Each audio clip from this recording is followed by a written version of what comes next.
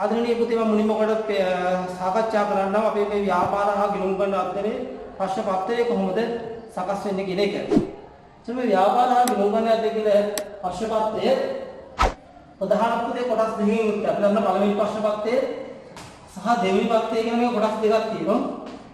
මෙන්න මේ කොටස් දෙක අපි සාකච්ඡා කරමු කොහොමද සකස් වෙන විදිය කියන එක. පළවෙනි ප්‍රශ්න පත්‍රය ගත්තොත් පළවෙනි ප්‍රශ්න පත්‍රයේ පුතේ බහුවර්ණ ප්‍රශ්න 40ක් අපිට ලැබෙනවා. බහුවර්ණ ප්‍රශ්න 40ක්. එතකොට මේ එක බහුවර්ණයකට අපිට එක ලකුණ ගානේ සම්පූර්ණ ලකුණු 40ක් මෙන්න මේ පළවෙනි ප්‍රශ්න පත්‍රයේ තුන අන්තර්ගත වීමක් වෙලා තියෙනවා. හරි. එතකොට මේ ප්‍රශ්න 40 හැදෙන විදිය ගැන පොඩ්ඩක් බලමු. මේ ප්‍රශ්න 40 පුතේ හැදෙන්නේ ප්‍රශ්න 40න් 16ක් හැදෙන්නේ මේ BS කියන කොටස. ඊටු ප්‍රශ්න 24 හැදෙන්නේ පුතේ accounting වලින් ගිණුම් කරන්නේ. එතකොට ප්‍රශ්න පත්‍රයෙන් ප්‍රශ්න 16ක් BS වලින් ඒ කියන්නේ 8න් දෙකක් BS වලින් හැදෙන්නේ.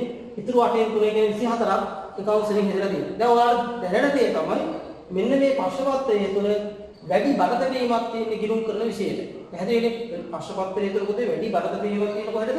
ගිණුම් කරන විෂයට තමයි විශාල බරතැබීමක් තියෙන්නේ. එතකොට 10 සහ 11 ශ්‍රේණිය කියන සම්පූර්ණ විෂය නිර්දේශය හරහා තමයි මේ පේපරේ සකස් කරලා තියෙන්නේ.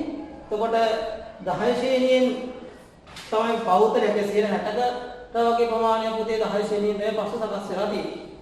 දෙවෙනි ප්‍රශ්න පත්‍රයට ආවොත් මේ දෙවෙනි ප්‍රශ්න පත්‍රයේ සකස් වෙන්නේ පුතේ මෙන්න මේ ආකාරයට. දෙවෙනි ප්‍රශ්න පත්‍රයේ විතර ප්‍රශ්න අපිට 7ක් ලැබෙනවා. මේ ප්‍රශ්න පත්‍රයේ විතර අපිට ප්‍රශ්න කීයක් ලැබෙනවද පුතේ? 7ක් ලැබෙනවා. එතන මේ ප්‍රශ්න 7 ඒකේ පළවෙනි ප්‍රශ්නේ අනිවාර්ය ප්‍රශ්නයක්. අපි හැමෝම මේ ප්‍රශ්නට උත්තර ලියන්න ඕනේ. අපිට ලකුණු 20ක් ලැබෙන ප්‍රශ්නයක් තමයි මේ පළවෙනි ප්‍රශ්නේ. ලකුණු 20ක් හම්බෙන්නේ. එහෙනම් එතකොට මේ ප්‍රශ්නේ කාටවත් මගහැරෙන්න බෑ. අනිවාර්ය ප්‍රශ්නයක් විදිහට තමයි අපි දකින්නේ. එතකොට මේ ලකුණු 20 පුතේ ලකුණු 10ක් අයි තියෙනවා BS කොටස. එතකොට ඊටු ලකුණු 10යි ඉන්නේ ගිණුම් කරන කොටසට. එහෙනම් මේ ලකුණු 20න් ලකුණු 10ක් අයි තියෙනවා BS කොටසට. ලකුණු 10ක් අයි තියෙනවා ගිණුම් කරන කියන කොටසට. ඊළඟට දෙවෙනි ප්‍රශ්න පත්‍රයේ කොටස් දෙකකට බෙදෙනවා. එක කොටස කියලා. එක කොටස. මේ එක කොටසට පුතේ ප්‍රශ්න තුනක් හම් වෙනවා. ඒ කියන්නේ අපේ පේපර් එකේ එන දෙවෙනි ප්‍රශ්නේ, තුන්වෙනි ප්‍රශ්නේ සහ හතරවෙනි ප්‍රශ්නේ කියන කොටස් ටික එනවා. ඊළඟ තව තියෙනවා දෙක කොටස් කියන එක. මේ දෙක කොටසට පුතේ ප්‍රශ්න තුනක් හම් වෙනවා. ඒ කියන්නේ පස්වෙනි ප්‍රශ්නේ, හයවෙනි ප්‍රශ්නේ සහ හත්වෙනි ප්‍රශ්නේ කියලා තව ප්‍රශ්න තුනක් අපිට හම් වෙනවා. පැහැදිලිද? එතකොට මේ එක කොටසේ මොනවද තියෙන්නේ? එක කොටසේ තියෙන්නේ පුතේ ව්‍යාපාර අධ්‍යයනය කියන කොටස. මොනවද තියෙන්නේ? ව්‍යාපාර අධ්‍යයනය. එතකොට මේ අපි 10 සහ 11 ශ්‍රේණිය වලදී ඉගෙන ගත්ත ව්‍යාපාර අධ්‍යයනය එහෙම නැත්නම් BS කොටස් වලින් තමයි මේ 2 3 සහ 4 කියන ප්‍රශ්න පොතේ සකස් වෙලා තියෙන්නේ. හරිනේ? එතකොට මේ එක ප්‍රශ්නේ ප්‍රශ්න දැන් 3ක් තියෙනවනේ. තුනම අපි ලියන්න ඕනේ නැහැ. මේ ප්‍රශ්න තුනෙන් අපි තෝරාගත් ප්‍රශ්න කීයද පුතේ? දෙකක්. අන්න. ප්‍රශ්න දෙකක් විතර මේක තුනෙන් දෙකක් විතර ලියන්න. එක ප්‍රශ්නයකට අපිට ලකුණු 8ක් ලැබෙනවා. එහෙනම් ඒ වගේ ප්‍රශ්න දෙකකට අපි පිළිතුරු සපයනවා. ලකුණු 16ක් හම් වෙනවා මේ කොටසෙන් ගන්න ඕනේ. දෙක කොටසට ආවොත් දෙක කොටස ගත්තොත් පුතේ මේකේ ප්‍රශ්න තුනක් තියෙනවා 5 6 7 කියලා.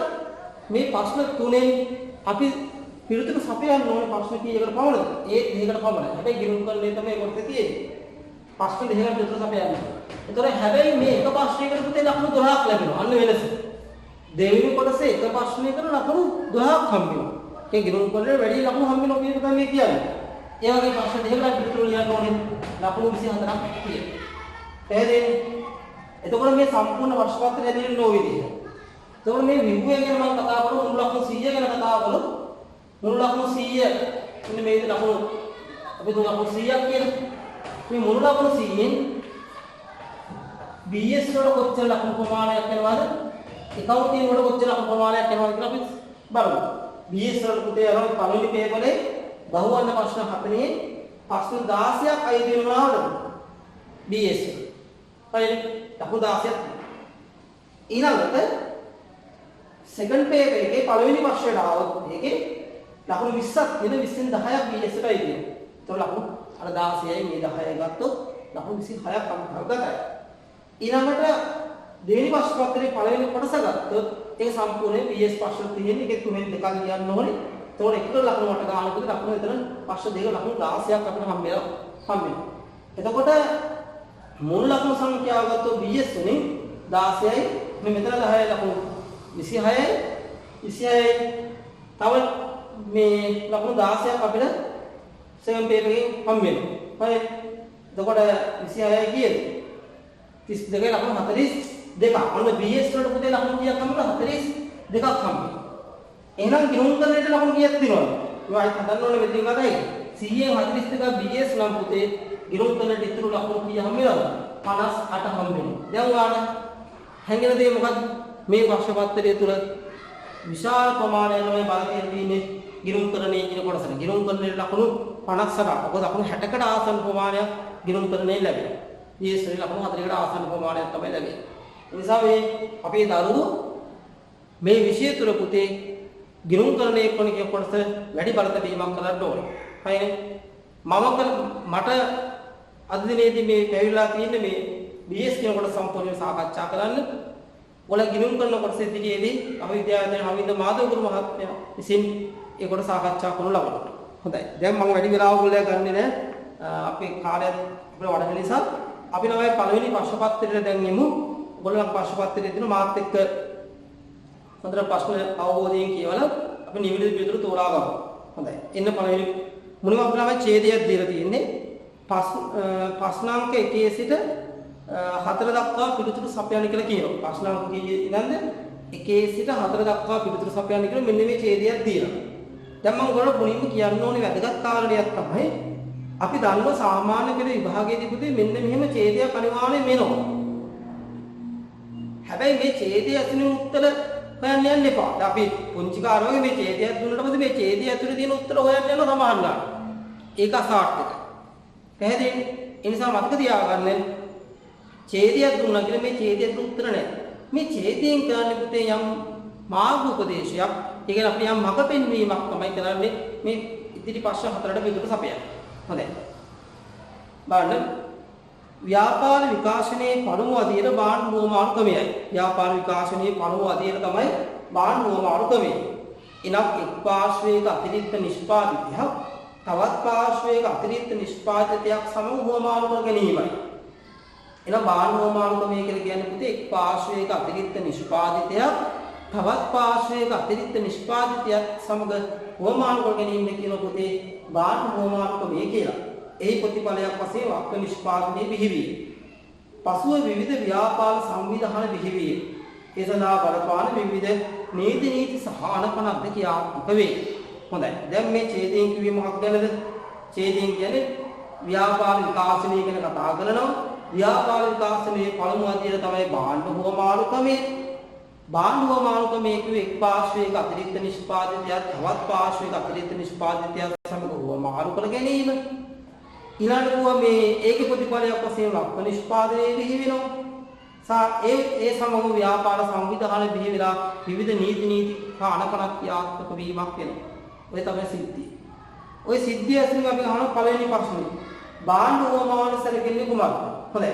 මම මේ ප්‍රශ්න වලට පිළිතුරු සපයනකොට මගේ අතින් මොන හරි වැදගත් දෙයක් කියවෙනවා කියලා හිතනවා නම් ඔයගොල්ලෝ නම් ඒක සටහන් කරගන්න එක්කොලේ වගකීමක්. ඔයාලා නොදන්නා විෂය කරුණක් තියෙනවා නම් ඒක ඔයගොල්ලෝ පොතේ සටහන් කරගෙන ඉතාම වැදගත් වෙයි. දැන් ව්‍යාපාර විකාශනයේ පුතේ අධීර කීයක් තියෙනවද? ඔයාලා අපේ ළමයි කියනවා ව්‍යාපාර විකාශන අධීර කීයද පුතේ? අන්න හරි අධීර 4ක් තියෙනවා. මොනවාද මේ අධීර 4?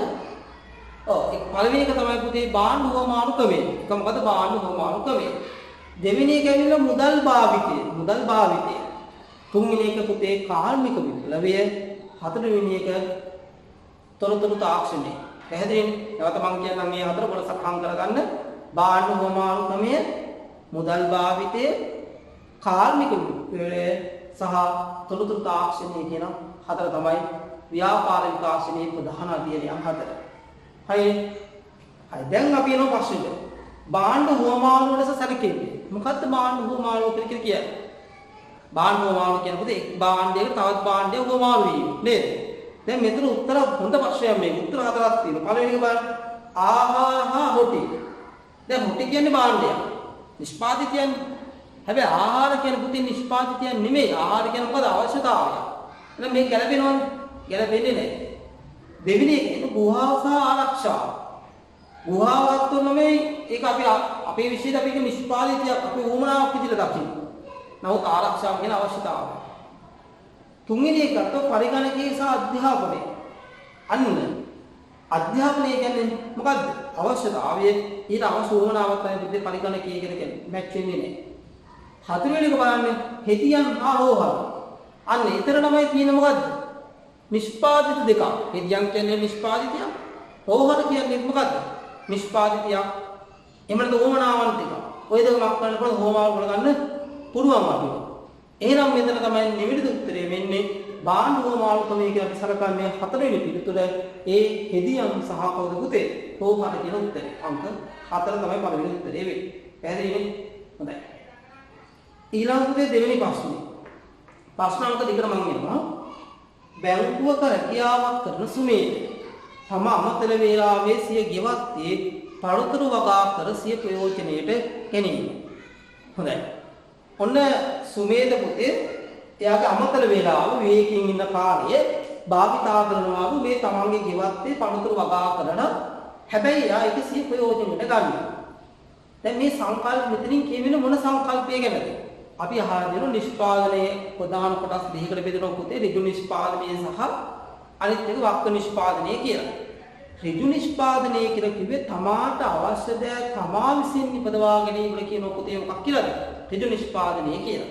තමාට අවශ්‍ය දේ තමා විසින් නිපදවා ගන්නවා. එතකොට වක්ක නිෂ්පාදනය කියන්නේ මොකද්ද? ඔව් වක්ක නිෂ්පාදනය කියන්නේ පුතේ වෙළඳ පොලේ විකිණීමේ අරමුණින් භාණ්ඩ අලෙවි කරනවා නම් අන්න ඒකට කියනවා වක්ක නිෂ්පාදනය කියලා. වෙළඳ පොලේ විකිණීමේ අරමුණින් භාණ්ඩ අලෙවි කිරීම කියන මොකක් කියලාද? වක්ක නිෂ්පාදනය කියලා. එහෙනම් දැන් පැහැදිලි. අවශ්‍යම ඉන්නවනේ සටහන් කරගන්න. වෙළඳ පොලේ විකිණීමේ අරමුණින් භාණ්ඩ නිෂ්පාදනය කියන මොකක් කියලා? වක්ක නිෂ්පාදනය. එහෙනම් මේ දෙවෙනි ප්‍රශ්නට අදාළ උත්තරය වෙන්නේ සුමේධයාගේ අමතර වේලාව භාවිතා කරලා එයා මොකද කළේ පුතේ සිය ගෙවත්තේ පළතුරු වගා කරලා සිය ප්‍රයෝජනයට ගත්තා. එහෙනම් මේකයි කියන මොන නිෂ්පාදනයද? ඔව් ඍජු නිෂ්පාදනය තමයි වෙන්නේ. ඒක අංක 1 තමයි පිළිතුර. අංක 1. හොඳයි. ප්‍රශ්න අංක 3. ප්‍රශ්න අංක 3න් අහන ව්‍යාපාර සංවිධානයක පොදු ලක්ෂණයක් වන්නේ මොකක්ද කියලා අපි අහන්නේ. හොඳයි පොදු ලක්ෂණය. ඒ කියන්නේ ඕනේ අපි දන්න ව්‍යාපාර සංවිධාන උදාහරණ මම කියන්නම්කෝ.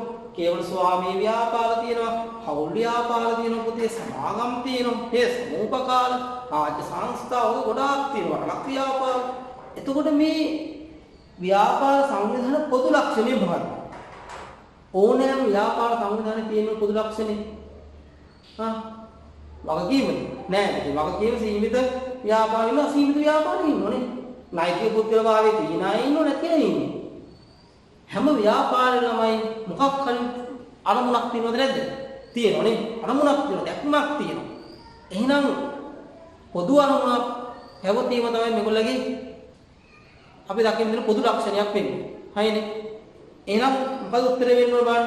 උත්තර හතරක් තියෙනවා. අරමුණ, දුකකාලීන පැවැත්ම, සීමිත වගකීම, නීතිමය පුද්ගලභාවය. එහෙනම් අපි හැමෝටම මොකක්ද තියෙන්න ඕනද? අරමුණක් තියෙන්න ඕන ව්‍යාපාරයක් වුණාම එහෙනම් පොදු ලක්ෂණය තමයි අරමුණ. හැබැයි අරමුණ පුතේ ව්‍යාපාර සංවිධාන වර්ගයන්වමක් වෙන්න පුළුවන්ද? වෙනස් වෙන්න පුළුවන්. හරි ලාභ අරමුණකට ව්‍යාපාර ඉන්නවා. ලාභ අරමුණු කර නොගත් ව්‍යාපාර ඉන්නවා. නමුත් හැමෝටම මොනකක් හරි අරමුණක් තියෙනවා. ඒක තමයි වැදගත්කම. වෙන පොදු ලක්ෂණය තමයි අරමුණ. උත්තරය අංක 1. ප්‍රශ්න අංක 4. ක්‍රීඩා සමිතියක් ලියාපදිංචි කිරීමේ පනත වන්නේ ක්‍රීඩා සමිතිය ලියාපදිංචි කිරීමේ පනත මොකක්ද කියලා අහනවා. දැන් තමයි මෙතන පනත 4ක් දාලා තියෙනවා. පළවෙනි පනත තියෙන්නේ 1918 අංක 6 දනන ව්‍යාපාර නාමාඥා පනත. හරි ප්‍රසිද්ධ පනතක්. 1918 අංක 6 දනන ව්‍යාපාර නාමාඥා පනතේ කියන්නේ මොකක් ගැනද? අපි අහලා තියෙන පුතේ කේවල ස්වාමී ව්‍යාපාර හා කවුද?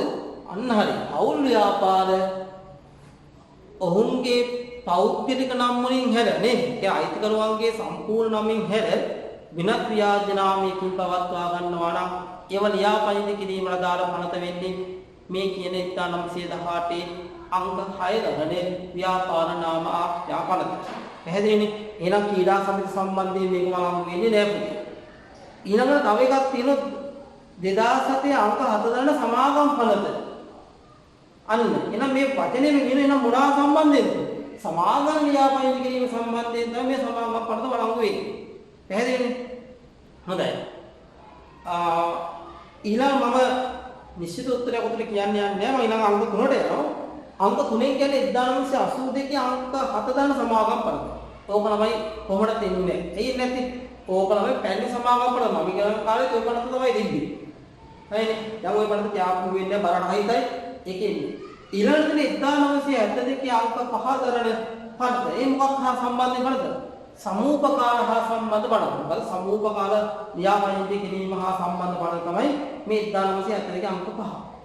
එතකොට ක්‍රීඩා සමිති පද්ධතිය කියන්නේ ප්‍රශ්නක් නේ. හොඳයි නේද? දන්නේ නැති කවුරුත් මේ කියන්නේ හොඳයි. ක්‍රීඩා සමිති ලියාපදිංචි කිරීම සම්බන්ධයෙන් ලංකාවේ නීතිමය තත්ත්වය ගැන කතා කරනකොට ඒක ක්‍රීඩා සමිතියක් තමයි ලියාපදිංචි කරන්න ඕනේ. සමාගම් පනතෙන් තමයි ලියාපදිංචි කිරීමක් කරන්න ඕනේ. ක්‍රීඩා සමිතිය පුණ්‍ය ආයතනයක් වුණත් ඒ වගේ දෙයක් තමයි සාමාන්‍යයෙන් අපි ලියාපදිංචියක් කරන්නේ සමාගම් පනතෙන්. ඒ කියන්නේ 2007 අංක 7 වල සමාගම් පනතේ හරහා තමයි මේ ලියාපදිංචිය සිද්ධ වෙන්නේ. සාපේක්ෂ ප්‍රශ්නයක් මේක උත්තරේ වෙන්නේ පුතේ අංක 2. හොඳයි. ප්‍රශ්න අංක 5ට මම එනවා. ප්‍රශ්න අංක 5න් අපි අහන්නේ ව්‍යාපාරික අභ්‍යන්තර පරිසරයට ඇතුළත් වන්නේ. නෑ ව්‍යාපාරික අභ්‍යන්තර පරිසරයට ඇතුළත් වෙන්නේ. ව්‍යාපාර පරිසරයේ පුතේ ප්‍රධාන කොටස් කීයකට බෙදනවද? දෙකකට බෙදෙනවා. ව්‍යාපාර පරිසරයේ කොටස් දෙකකට බෙදෙනවා. මොනවාද මේ කොටස් දෙක? හොඳයි. ඔයාලා අහලා ඇති ව්‍යාපාර පරිසරයේ කොටස් දෙකක් තියෙනවා. එකක් තමයි අභ්‍යන්තර පරිසරය, අනිත් එක තමයි බාහිර පරිසරය. අභ්‍යන්තර පරිසරය, බාහිර පරිසරය. අභ්‍යන්තර පරිසරය කියන්නේ ව්‍යාපාරයකට වඩාත්ම සමීප පරිසරය කියන්නේ පුතේ අභ්‍යන්තර පරිසරය කියලා. ව්‍යාපාරයකට වඩාත්ම සමීප පරිසරය.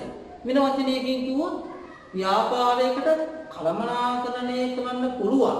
එහෙම පාලනය කරන්න පුළුවන් සාධක තියෙනවා නම් අන්න අපි එතන කියන අභ්‍යන්තර පරිසරය කියලා. එතකොට මෙන්න මේ ව්‍යාපාර පරිසරය ගත්තොත් මේක කොටස් දෙකයි. මේ ව්‍යාපාර පරිසරයේ කොටස් දෙකයි පුතේ. එකක් තමයි මම කෙටියෙන් කියන අභ්‍යන්තර පරිසරය, අනිත් එක තමයි කවුද? බාහිර පරිසරය. එතකොට මේ අභ්‍යන්තර පරිසරයේ මොනවාද එන්නේ?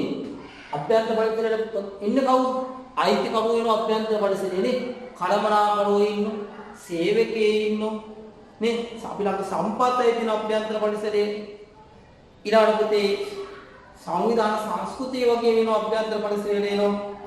ඒ වගේ අය ගන්න පුළුවන් බාහිර පරිසරයේ මේ තමයි මොනවාද? ප්‍රජා පරිසරය, ආර්ථික පරිසරය, ඔය දන්නේ තමයි ඉන්නවා ලියාගන්න. සමාජ හා සංස්කෘතික පරිසරය, දේශපාලන හා නෛතික පරිසරය, භූගෝලීය පරිසරය. ඒ වගේ ප්‍රජා පරිසරයේ බාහිර පරිසර ගොඩාක් ඉන්නවා. හරි. දැන් අපි එන උත්තර ටික අපි තෝරමු. පළවෙනි එක.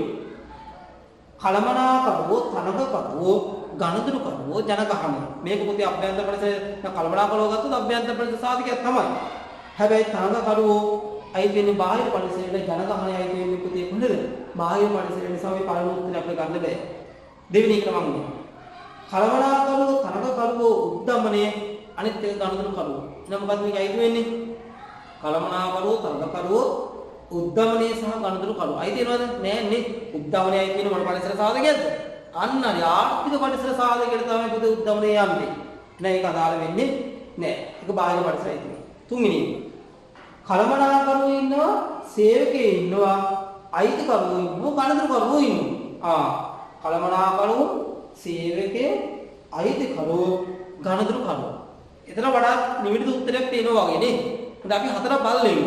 ප්‍රශ්න හතරේ කියන්නේ කළමනාකරුවෝ, සේවකයෝ, අයිතිකරුවෝ, තනකකරුවෝ. නව තමයි තනකකාරීත්වය තියෙන බාහිර පරිසරයට එන එක වෙන්නේ. එහෙනම් පස්වෙනි ප්‍රශ්නෙට වඩා නිවිඩ උත්තරේ වෙන්නේ පුතේ අංක 3 කළමනාකරුවෝ, සේවකයෝ, අයිතිකරුවෝ සමග ගණදුරුකරුවෝ කියලා. ඒක.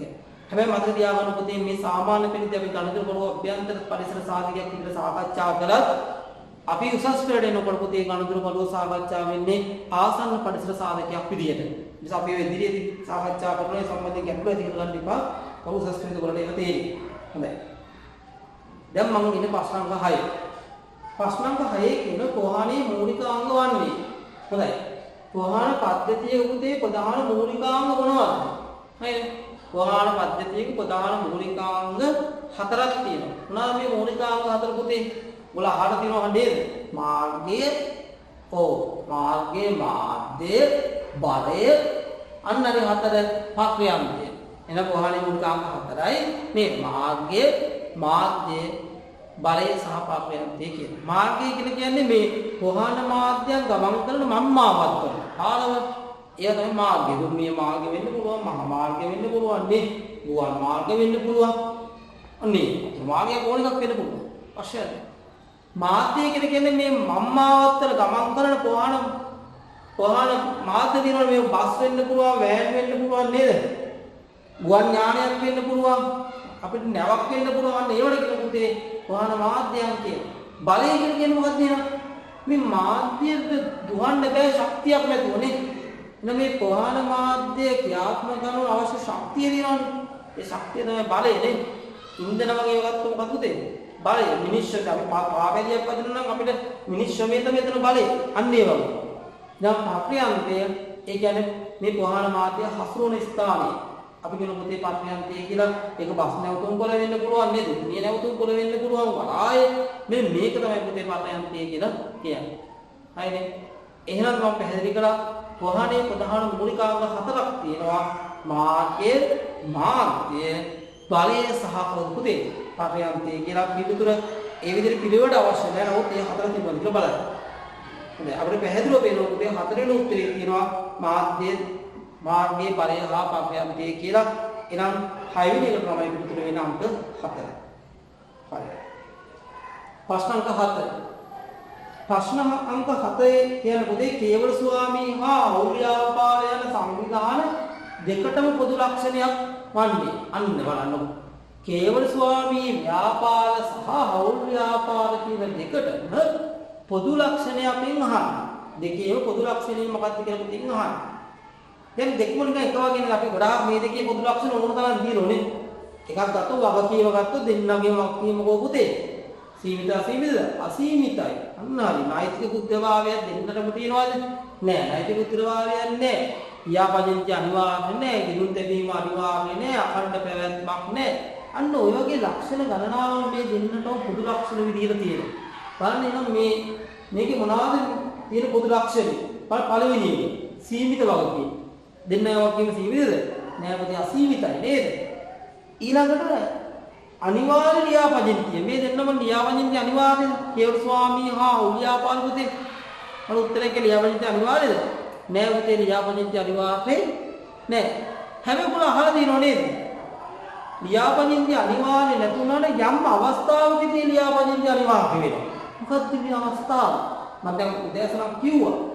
කේවල ස්වාමී සහ උලියාපාල පුතේ එහි අයිතිකරුවන්ගේ සම්පූර්ණ නම් වලින් හැර වෙනත් ව්‍යාජ නාමයකින් පවත්වා ගන්නේ නම් එවිට ලියාපදින්තිය මොකද අනිවාර්යයි. හැදෙන්නේ එවිට අනිවාර්යයි. නමුත් මේක සාමාන්‍ය තත්ත්වයේදී අනිවාර්ය වෙන්නේ නැහැ. නිසා මේ උත්තරේ නම් මම පිළිගන්න බෑ. තුන්වෙනි අඛණ්ඩ පැවැත්ම. අඛණ්ඩ පැවැත්මත් තිබෙන මේ ව්‍යාපාර සංවිධාන දෙකට නෑ පුතේ. අපි දන්නවා මේ වගේ ව්‍යාපාරික අයිතිකරුවෙකු මිය ගියොත්, අයිතිකරුවෙකු සිහිවිකල් වුණොත්, එහෙම නැත්නම් අයිතිකරුවෙකු ගුණවත් වුණොත් එවැනි අවස්ථාවකදී කේවල ස්වාමී හා හවුල්‍යාපාල පුතේ වහලා දාන්න සිද්ධ වෙනවා. ඒ නිසා මේගොල්ලන්ට මොකක් නැද්ද? අඛණ්ඩ පැවැත්මක් දක්වන්නේ නැහැ. නෛතික පුද්ගලභාවයක් හිමි නොවේ. මොකද කියන්නේ? හරිද නැද්ද? අයිනේ පුතේ මේ දෙන්නට නෛතික පුද්ගලභාවයක් නැහැ. නෛතික පුද්ගලභාවය කියන වචනේ අර්ථය මොකද්ද? නෛතික පුද්ගලභාවය කියලා කියන්නේ මොකද පුතේ? මේ කිසියම් ව්‍යාපාර සංවිධානයකට සිය නමින් පෙනී සිටීමේ ඇති හැකියාව. කියන්නේ ව්‍යාපාරයේ නමින් පෙනී සිටීමේ ඇති හැකියාව. ඒක කේවල ස්වාමී සහ අවුල්‍යාපාල වල නැහැ. දැන් මට ඇත්තෙන් ළමයට හිතේ මෙන්න මේ වගේ ප්‍රශ්නයක් තියෙන්න පුළුවන්. මොකද්ද ප්‍රශ්නේ? සර් එතකොට මේ ව්‍යාපාර යංගයකින් රෙජිස්ටර් කරලා ඒ කියන්නේ ව්‍යාපනයේ කළොත් නෛතික පුද්ගලභාවය ලැබෙනවද කියන ප්‍රශ්නේ. හරියලා. මේකට මම උත්තරයක් දෙනවා. ලියාපදිංචි කළා කියලා පුතේ නෛතික පුද්ගලභාවයක් ලැබෙන්නේ නැහැ. පැහැදිලිද? ව්‍යාපාරික නමක් රෙජිස්ටර් කරලා කියලා ඒකට නෛතික පුද්ගලභාවයක් ලැබෙන්නේ නැහැ. නෛතික පුද්ගලභාවයක් ලැබෙන්න නම් නම නෙමෙයි ලියාපදිංචි වෙන්න ඕනේ. ව්‍යාපාර නීතිය තමයි රෙජිස්ටර් වෙන්න ඕනේ. නීතියට තමයි රෙජිස්ටර් වෙන්න ඕනේ. පැහැදිලිද? එහෙනම් කේවල ස්වාමී හා ව්‍යාපාර ලියාපදිංචි කළත් යාට මොකක් ලැබෙන්නේ නැද්ද? නෛතික පුද්ගලභාවයක් නම් ලැබෙන්නේ නැහැ. හරි නේද? හොඳයි. ඒ කියන්නේ යාට නමින් පෙනී සිටින්න බෑ. අපි මෙහෙම දෙයක් කියන්න මම දැන් උදාහරණයක් වශයෙන් මට කේවල ස්වාමී ඔයගොල්ලෝ අල්ලපු කඩේ ගැන හිතමු. කේවල ස්වාමී ව්‍යාපාරයනේ. ඒකට විරුද්ධව ආඩපු නඩුවක් දාන්න හිතෙනවා. අයිතිකාරයාට විරුද්ධ නඩුව. ඒක නඩුව දාන්න ඕන. ඔයා ව්‍යාපාරේ නමින් දාන්න ඕනේ. මට අයිතිකාරයාගේ නමින් දාන්න ඕන පුතේ. අන්න අනිත් අයිතිකාරයාගේ නමින් තමයි දාන්න ඕනේ. ඇයි නම් ඒ ව්‍යාපාරයේ නෛතික පුද්ගලභාවයක් නැහැ. නම ලියාපදිංචි කරලා තියෙන්න පුළුවන් නේ. නමුත් න්‍යාය නීති ඉදිරියේ පිළිගන්නේ ඒ නිසා ව්‍යාපාරයේ නම නඩු දාන්න බෑ. දාන්න ඕන කාගේ නම අයිතිකාරයාගේ නම. නඩු දාන්න වෙන්නේ අයිතිකාරයාගේ නම. නඩු ගන්නවා නම් ගන්න වෙන්නේ පුතේ අයිතිකාරයාගේ නම. ඔන්න වැදගත් කීපයක් මම කිව්වා. ඕල්වේ තියාගන්න. එහෙනම් මේ 7 වෙනි ප්‍රශ්න උත්තරේ වෙන්නේ පුතේ කේවල සාහු ව්‍යාපාර කියන සංවිධාන දෙකේ පොදු ලක්ෂණය වෙන්නේ නෛතික පුද්ගලභාවයක් තිබෙනවා. හොඳයි. එන්න අනිත් පැත්තට. ප්‍රශ්නාංක 8 මම පුතේ ප්‍රශ්නාංක 8 සහ ප්‍රශ්නාංක 9 කියන දෙකම එකපාරට සාකච්ඡා කරමු. මේ ප්‍රශ්නාංක 8 සහ ප්‍රශ්නාංක 9 කියන දෙකේම කතා කරන්නේ මගේ තේ රේඛනයේ සම්බන්ධය. මම කතා කරන රේඛනයේ සම්බන්ධය. චෙප්පත් රේඛනය. මොකද මේ චෙප්පත් රේඛනය කියන්නේ අපි අක්ක මේ චෙප්පතක් ගත්තොත් හරි මේ චෙප්පතේ මූලද කියලා හිතන්නකො. මෙන්න මේ චෙප්පතේ මූල දාලා මෙන්න මේ විදිහට සරල සමාන්තර රේඛා දෙකක් ඇද්දෝ. චෙප්පතේ මූල දාලා සරල සමාන්තර රේඛා දෙකක් ඇඳීමට කියනවා චෙප්පත් රේඛනය කියන්නේ. ඇයි චෙප්පතට මෙහෙම රේඛනයක් දෙන්නේ? ඒ රේඛනයක් දෙන්නේ චෙප්පතට ආරක්ෂාවක් ලබා දෙන්න. කොහොමද ආරක්ෂාව ලැබෙන්නේ ප්‍රශ්නයක්. මේ රේඛනයක් කරලා කියලා කොහොමද ආරක්ෂාව ලැබෙන්නේ? ළමයි මෙහෙම රේඛනයක් කරපු චෙප්පතක් ඔයා බැංකුවට අරන් ගියොත් ඔයාට පුතේ බැංකු කවුන්ටරෙන් සල්ලි ගෙවන්නේ නැහැ. බැංකු කවුන්ටරේ සල්ලි ගෙවන්නේ නැහැ. මේ වගේ එකකට සල්ලි ගෙවන්න ඔයාට සිද්ධ වෙනවා මේ චෙක්පත ගිණුමකට මක් ගන්නද බැර කරලා තමයි පස්සේ සල්ලි ගන්න වෙන්නේ. හරිනේ. ඔන්න රේඛිත චෙක්පත ආරක්ෂාව ලැබෙන විදිය. රේඛනයේ නොකර චෙක්පතක් තිබ්බොත් එවැනි අවස්ථාවකදී පුතේ මට පුළුවන් ඒක බැංකු කවුන්ටරයට ඉදිරිපත් කරලා ඍජුවම මුදල් ලබා ගැනීමේ හැකියාව තියෙනවා. හරිනේ. ඔලේ එහෙම සමාන ඔයගොල්ලෝ අපලාතුන වන්දනවල දැකලා ඇති. හරිනේ. එහෙනම් චෙක්පත් රේඛනයේ සම්බන්ධයෙන් කොටස් දෙකක් තියෙනවා. මොනවාද මේ කොටස් දෙක? රේඛන වර්ග දෙකයි. මම රේඛන වර්ග දෙක විතර ලියනවා. පළවෙනි එක තමයි පුතේ සාමාන්‍ය රේඛනය. සාමාන්‍ය රේඛනය. ඔන්න පළවෙනි එක. සාමාන්‍ය රේඛනය. දෙවෙනි කෙනා කවුද? විශේෂ රේඛනය. ඔන්න සාමාන්‍ය රේඛනයයි විශේෂ රේඛනයයි කියන පුතේ චෙක්පත් රේඛන වර්ග දෙකක් තියෙනවා. දැන් සාමාන්‍ය රේඛනය සහ විශේෂ රේඛන අඳුර ගන්න. මේ චෙක්පතේ මූලිතයේ අදින සරල සමාන්තර රේඛා දෙක ඇතුලේ පුතේ වාණිජ බැංකුවක නමක් සඳහන් වෙලා තිබ්බොත් මොන බැංකුවක නමක්ද? වාණිජ බැංකුවක නමක් සඳහන් වෙලා තිබ්බොත් එවැනි රේඛනයක් අපි හඳුනා ගන්නවා විශේෂ රේඛනයක් කියලා. එහෙනම් විශේෂ රේඛනයක් හඳුනා ගන්නේ කොහොමද? චෙක්පතේ මූලධර්ම වාණිජ බැංකුව නම උදාහරණ මේ මහජන බැංකුව එතන ලංකා බැංකුව ඔන්න ඔයගේ මූලධාරා සරල සමාන්තර රේඛා දෙකක් ඇඳලා තියෙනවා නම් අන්න ඒකත් අපි කියන මොන රේඛනය කියලාද? විශේෂ රේඛනය කියලා. වාණිජ බැංකුව නමක් එක්ක තියෙනවා. වාණිජ බැංකුවක නමක් නැතුව නිකන් රේඛනයක් තිබ්බොත් හරිනේ. ඒ කියන්නේ මෙහෙම. මහජන බැංකුවේ වචන නෑ. මහජන බැංකුව නමක් නෑ පුතේ. නිකන් රේඛනයේ තියෙනවා. මේක ඉස්තෙන්න පුළුවන්. මේකට එක එක තියෙන්න පුළුවන් මොනවද තියෙන්න පුළුවන් ඒවා? ආදායකයාගේ ගිණුමට පමණයි. ගණතුරු කරන්න නොහැකි. තමුණා. රුපියල් 10000ක් දක්වා පමණි. අන්න ඔය වගේ රේඛන අන්තර්ගත වෙලා තිබ්බොත් හරිනේ. අපි ඒක සාමාන්‍ය රේඛනය කියලා. එහෙනම් සාමාන්‍ය රේඛනයක් කියලා කියන්නේ ළමයි වාණිජ බැංකුවක නමක් නැතුව වෙනත් ඕනෑම විධානයක් අන්තර්ගත කරලා තියෙනවා නම් ඒක සාමාන්‍ය රේඛනයක්. රේඛනය ඇතුලේ පුතේ වාණිජ බැංකුවක නමක් තියෙනවා නම් ඒක විශේෂ රේඛනය. පැහැදිලිද මම කිව්වා? හොඳයි. එහෙනම් ප්‍රශ්නාංක 8 සහ ප්‍රශ්නාංක 9ට දැන් අපිට එකපාර උත්තරේ එනවා. හරිනේ? එකපාර උත්තර දෙන්න පුතේ විශේෂ රේඛනය වෙන්නේ මොකද්ද? පළවෙනි මහජන බැංකුව ප්‍රශ්නාංක 8 උත්තරේ 1 සාමාන්‍ය වෙන පුතේ බලන්න සාමාන්‍ය කියලා හොයන්න ඕනේ වාණිජ බැංකුව නම නැති එක අංක 3 තියෙන්නේ ගණිත කරන්න හැකියි කියන එක එනගේ තුන්වෙනි උත්තරේ තමයි. පැහැදිලිද? හරි. ප්‍රශ්නාංක 10. ප්‍රශ්නාංක 10 පුතේ අලිවිකරණ මිශ්‍රයේ අංගයක් නොවන්නේ කුමක්ද කියලා අහනවා. අංගයක් නොවන්නේ අලිවිකරණ මිශ්‍රය. ඔය කොටස් පාඩම නේද? අලිවිකරණනේ. අලිවිකරණ මිශ්‍රයේ පුතේ විචල්‍යයන් කීයක් තියෙනවද? විචල්‍යයන් 4ක් තියෙනවා. මොනවාද මේ විචල්‍යයන් 4 අපි ළමයි කියන්නේ? අන්න හරි. මොනවාද? එක නිෂ්පාදිතය. ඊළඟ පුතේ මොකද්ද? මිල. තුන්වෙනි එක පුතේ ස්ථානය. අනිත් එක මොකද්ද? පවර්ධන. නිෂ්පාදිතයේ මිල ස්ථානයේ පවර්ධන. ස්ථානයේ තරමක් ඉන්නේ විදායනික තරද්දක් නෑ. එහෙනම් ඔන්න ඔය හතර තමයි අලිවිකරණ මිශ්‍රයේ විචල්‍යයන් 4. විචල්‍යයක් නොවන්නේ මොකද්ද කියලා පුතේ අපෙන් අහන්නේ. ඒ මොකද එන උත්තරේ වෙන්න ඕනේ. හතරවෙනි උත්තරේ ඇසුරුම නේද? අනිත් ඇසුරුම. හරි. 11 වෙනි ප්‍රශ්නෙට එන්න.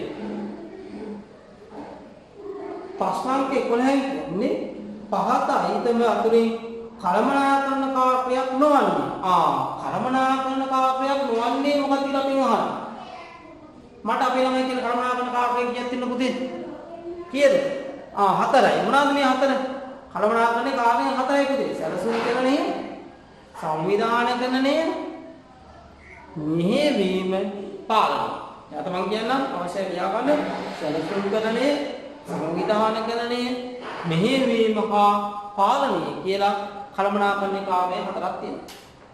සමහර පොතේ මේ මෙහෙවීම කියන එක නායකත්වයේ කියලා තියෙනවා. හරිනේ උසස් වෙනින් පස්සේ ගොඩක් වෙලා අරසතුන පස්සේ විශ්වවිද්‍යාල පද්ධතියේදී මෙහෙවීම කාර්යය කියන නායකත්වය ගැන කතා කරනවා. හරි අපි ඉදිරියට සාකච්ඡා කරනවා.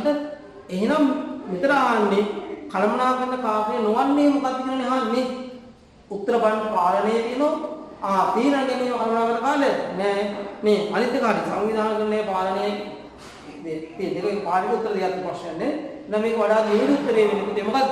තීරණ ගැනීම එක කළමනාකරන කාර්යයක් නෙවෙයි දෙවෙනි උත්තරේ. හරි.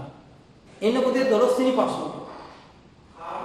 12 වෙනි ප්‍රශ්නේ මම එනෝනේ ප්‍රශ්නාංක 12 සාකච්ඡා කරන්නේ චෙක්පතක් ආශ්‍රිතව ගණිතරු හා සම්බන්ධ පාර්ශවයක් නොවන්නේ. චෙක්පතක් ආශ්‍රිත ගණිතරු සම්බන්ධ පාර්ශවයක් නොවන්නේ. දැන් මට කියන්න පුතේ චෙක්පතක් හා සම්බන්ධ පාර්ශව කීයක් ඉන්නවද? චෙක්පතක් හා සම්බන්ධ පාර්ශව කීයක් ඉන්නවද? දෙන්නයි. 3 දෙනෙක් ඉන්නවා. 3 දෙනෙක්. කවුද මේ 3 දෙනා? එක්කෙනෙක් තමයි අනකරු. අනිත් එක්කෙනා තමයි පුතේ අනලදු. අනිත් එක්කෙනා ආදායකයා. කවුද මේ 3 දෙනා? අනකරුයි, අනලදුයි, ආදායකයයි කියලා චෙක්පතක් හා සම්බන්ධ පාර්ශව 3යි. දැන් මේ 3 දෙනා අනුමානන්නේ කොහොමද? දැන් මේ මම දැකලා තියෙනවා එතන සාමාන්‍ය පෙළ ප්‍රශ්න පත්‍රයේ යම් සිද්ධියක් තියෙන මේක මේ විදිහට අහන ප්‍රශ්නේ. හයි මම 3 දෙනෙක් ගන්නවා. මෙන්න පුද්ගලෙක් ඉන්නවා. හයි මේ අපි ධනපාල කියන මේ ධනපාල. මේ තීන පුතේ ධනපාල ගණිතු කරන එයාගේ වාණිජ බැංකුව. මම මේ කියන මේ ලංකාවෙන් පුතේ හේතු මෙන්න ලංකාවෙන්. එතකොට ධනපාල එයාගේ ගණිතු කරේකොට රුපියල් ඥාන කස්ටමර්ට රුපියල් ලක්ෂයක මොන කීයක ලක්ෂයක චෙක් එකක් නිකුත් කරනවා. ලක්ෂයේ චෙක් එකක් දෙනවා. මේ අපේ මෙයාට මම නමන්න මෙයා සිරිපා. දැන් මේ සිද්ධියේ දැන් පාර්ශ්ව 3 දෙනෙක් ඉන්නවා. කවුද 3 දෙනා පුතේ? ධනපාලයි, සිරිපාලයි, ලංකාවෙන්. දැන් මෙතනින් මට අඳුර ගන්න ඕනේ අන කවුද? අන රදු කවුද? ආදායකයා කවුද කියන එක. අන කලොයි, අන ලදුයි කවුද පුතේ? ආදායකයා කවුද කියන එක. දැන් පුතේ අන කලු කියන්නේ කවුද? අන කලු කියන්නේ චෙක්පත ලියන පුද්ගලයා. එහෙම නැත්නම් පුතේ ජංගම ගිණුම් හිමියා. පැහැදිලිනේ? එතකොට මේ චෙක් එක ලියන්නේ කවුද මෙතන? ධනපාල. එහෙනම් ධනපාල තමයි පුතේ කවුරු වෙන්නේද? අනකරු වෙන්නේ. අනකරු කවුද මේකේ? ධනපාල. එතකොට අනලතු කවුද? සිරිපාලද? නෑ සිරිපාල නෙමෙයි පුතේ කවුද? ලංකා බැංකුව. ඇයි ලංකා බැංකුව අනලතු වෙන්නේ? මේ අනකරුගේ කියන්නේ ධනපාලගේ නියෝගයේ පිළිගන්නේ කවුද පුතේ? ලංකා බැංකුව නේද? එතකොට මෙයා තමයි ධනපාලගේ නියෝගයේ පිළිඅරගෙන එයාට ගෙවීම් කරන්නේ. එහෙනම් අනලතු වෙන්නේ කවුද? ලංකා බැංකුව. ආදායකයා කියලා කියන්නේ පුතේ මේ චෙක් එකේ නම සඳහන් පුද්ගලයා. එහෙම නැත්නම් මුදල් ලැබිය යුතු පාර්ශ්වය. අපි කියන ආදායකයා කියලා. එහෙනම් ආදායකයා වෙන්නේ මෙන්න කවුද එනවා? සිරිපාල. මෙයා තමයි ආදායකයා වෙන්නේ. ඔන්න ඔය සිද්ධිය වගේ තියාගන්න. ඔයගේ සිද්ධියක් වෙන්න පුළුවන්. උදාහරණයක් විදිහට ඔහම සිද්ධියක් දින ඒකේ අනකරු කවුද? අනලතු කවුද? ආදායකයා කවුද අපි අහන්න පුළුවන් මොකද? පැහැදිලිද? හරි. දැන් මෙතනදී නම් ඔයගේ ප්‍රශ්න නෙවෙයි අහන්නේ මෙතන ප්‍රශ්න ලේසි. චෙක්පතක් ආශ්‍රිත ගණතුන් හා සම්බන්ධ පාර්ශ්වයක් නොවන්නේ කවුද කියලා අපි අහන්නේ. කවුද මේ පාර්ශ්වය නොවන්නේ පුතේ? අනකරු ඉන්නවා, ආදායකයා ඉන්නවා, අනලතු කියලා කෙනෙක් ඉන්නවා. බලන්න හතරවෙනි උත්තරේ තියෙන මේ ප්‍රතිග්‍රාහකයාගේ උත්තරයක් තියෙනවා. එයා ළමයි චෙක්පත් හා සම්බන්ධ පාර්ශ්වයක් නෙමෙයි. එයා උසස් පෙළ දිගට ගන්න විනිමය බිල් හා සම්බන්ධ පාර්ශ්වයක් විදිහට තමයි යන්නේ. පැහැදිලිද? හොඳයි. එහෙනම් මේ අංක 7ක තමයි අවසාන උත්තරේ වෙන්නේ 12 වෙනි එක. පැහැදිලිද? 12. හරි. දැන් 12ක් ඉවරයි. ඔන්න 13. ප්‍රශ්නාංක 13 පුතේ අපෙන් අහන්නේ ප්‍රශ්නාංක 13 පාරිභෝගිකයාට භාණ්ඩ විකුණන වෙළඳ අතරමැදියන් වන්නේ. පාරිභෝගිකයාට භාණ්ඩ විකුණන වෙළඳ අතරමැදියෝ කවුද කියලා අපෙන් අහන්නේ. ඉන්නකො සිද්ධියේ. දැන් වෙළඳ අතරමැදියෝ භාණ්ඩ බෙදා ගැනීමේ ක්‍රම දෙකක් තියෙනවා. ළමයි දන්නවද? මොනවද මේ ක්‍රම දෙක? එකක් තමයි ඔන්න එහෙනවා ඍතු බෙදා ගැනීමේ ක්‍රමය. අනිත් එක නා කවුද එනවා? වක්ක බෙදා ගැනීම අතරමැදියන් සහිතයි. මම මෙහෙම කියන්නේ. අතරමැදියන් සහිත බෙදා ගැනීමේ ක්‍රමය සහ අතරමැදියන් සහිත බෙදා ගැනීමේ ක්‍රමය කියලා ක්‍රම දෙකක්. දැන් මේ ඉන්නේ නිෂ්පාදකයා කියලා හිතන්න. මෙන්න ඉන්න කවුද? නිෂ්පාදක. මෙයා කෙලින්ම භාණ්ඩයේ පුතේ කාට දුන්නොත් පාරිභෝගිකයාටපත් කළොත් ඒක ළමයි අතරමැදියන් සහිත බෙදා ගැනීම කියලා කියන්නේ. නිෂ්පාදකයා කෙලින්ම භාණ්ඩයේ කාගේටද? පාරිභෝගිකයාටපත් කරනවා නම් අන්න ඒක කියනවා අතරමැදියන් සහිත බෙදා ගැනීමක් කියලා. අතරමැදියන් සහිත වෙන්නේ මෙන්න මෙහෙම. මෙන්න නිෂ්පාදකයා ඉන්නේ. නිෂ්පාදකයාගේ භාණ්ඩයේ පුතේ මේ නිෂ්පාදකයා නේද? මෙයාගේ භාණ්ඩය යන මෙන්න මෙයා ළඟට. එයා තමයි තුග වෙලෙන්දා. තුග වෙලෙන්දාගෙන් භාණ්ඩය යන පුතේ සිල්ලර වෙලෙන්දාට. මේ ඉන්නේ සිල්ලර වෙලෙන්දා. හයිනේ. සිල්ලර වෙලෙන්දාගෙන් මෙන්න භාණ්ඩය අවසානය යනවා කාගේ අතටද? පාරිභෝගිකයාට යනවා. මේ බලන්න මේ ඉන්න අතරමැදියන් සහිත බෙදා හැරීම. මේ ජාලයේ තුන පුතේ අතරමැදියෝ කී දෙනෙක් ඉන්නවද? දෙන්නෙක් ඉන්නවා. එහෙනම් අතරමැදියා කියන වචනට අර්ථකථනය කරගන්න කොහොමද? මේ බෙදා ගැනීමේ ක්‍රියාවලිය තුළ ළමයි නිෂ්පාදකයාගේ භාණ්ඩ කාගේද? පාරිභෝගිකයාටපත් කිරීම සම්බන්ධ සිටින පාර්ශ්ව අතරමැද. එහෙනම් අතරමැද දෙන්නෙක් ඉන්නවා. තොග වෙලෙන්දයි අනිත් එක්කෙනා තමයි කවුද පුතේ? සිල්ලර වෙලෙන්දයි. දැන් ප්‍රශ්නේ අහන්නේ මොකක් සම්බන්ධයෙන්? ප්‍රශ්නේ පැහැදිලිව කියනවා පාරිභෝගිකයාට භාණ්ඩ විකුණන වෙලඳ අතරමැදියා. පාරිභෝගිකයාට භාණ්ඩ විකුණන්නේ කවුද මෙතනද? සිල්ලර වෙලෙන්ද. මේ ජාලයට අනුව කියෝ අවසානයේදී පාරිභෝගිකයාට භාණ්ඩ එන්නේ කාගෙන්ද? සිල්ලර වෙලෙන්දාගෙන් එන්නේ. උත්තරේ එන්න පුතේ කවුද? සිල්ලර වෙලෙන්දා. ප්‍රශ්නාංක 13 බලන්න අංක කීයද? 1. අංක 1 තමයි උත්තරේ සිල්ලර වෙලෙන්දා. හරි. ප්‍රශ්නාංක 14ට මම එනවා. ප්‍රශ්නාංක 14 චෙක්පතක චුම්බක ඇදුණුන් තීරුව ඇති අංක පිළිවෙලින් දැක්වෙන්නේ. හොඳයි. කොහෙද ওই චුම්බක හැදුණුන් තීරුව චෙක් එකේ තියෙන්නේ පුතේ? අමාරු දැකලා තියෙනවා. නේද? ඒක දැක්වලා දෙයක් නැති. හරි මේ වගේ චෙක් එකක් දැකලා තියෙන්නේ. මේ බලන්න. දැන් මෙන්න චෙක් පත. මේ චෙක් පතේ තමයි මේ පල්ලෙහාම මෙන්න ඔය තීරුවක් තියෙනවා. පල්ලෙහා යට උඩ. හරි ඒ තීරුවේ පුතේ මේ ඉලක්කම් කීපයකින් යුත් කාණ්ඩාංක හතරක් තියෙනවා. ඉලක්කම් කීපයකින් යුත් කාණ්ඩාංක කීයක් තියෙනවද? හතරක් තියෙනවා. පළවෙනි එක කියලා මම ගන්න මේක දෙවෙනි එක, මේක තුන්වෙනි එක, මේක හතරවෙනි එක. ඔන්න කාණ්ඩාංක හතරක් තියෙනවා. ඉලක්කම් කීපයකින් යුත් කාණ්ඩාංක හතරක් තියෙනවා. එතකොට මෙන්න මේ ඒව කොහොමද සම්බන්ධ වෙන්නේ? දැන් පළවෙනි කාණ්ඩාංකයේ කවුද ඉන්නේ? හරි. දැන් චෙක්පත් එක ගත්තොත් පළවෙනි එකේ මොකෙද තියෙන්නේ? චෙක්පත් අංකය. චුම්බක ඇතුළේ තීරුවේ පොතේ පළවෙනියට ඉන්න ඕන කාවද? චෙක්පත් අංකය තමයි තියෙන්නේ. ඊළඟට බලන්න දෙක. මේ දෙවෙනි එකේ ඉන්නේ පුතේ කවුද? බැංකු අංකය නේද? බැංකු අංකය තමයි දෙක. තුන්වෙනි එක බැංකු කවුද වෙන්න ඕන පුතේ? කියන්නේ ශාඛාවේ අංකය. තුනෙන් කවුද? බැංකු ශාඛාවේ අංකය. හතරවෙනි එක වෙන්න ඕන පුතේ ගිණුම් අංකය.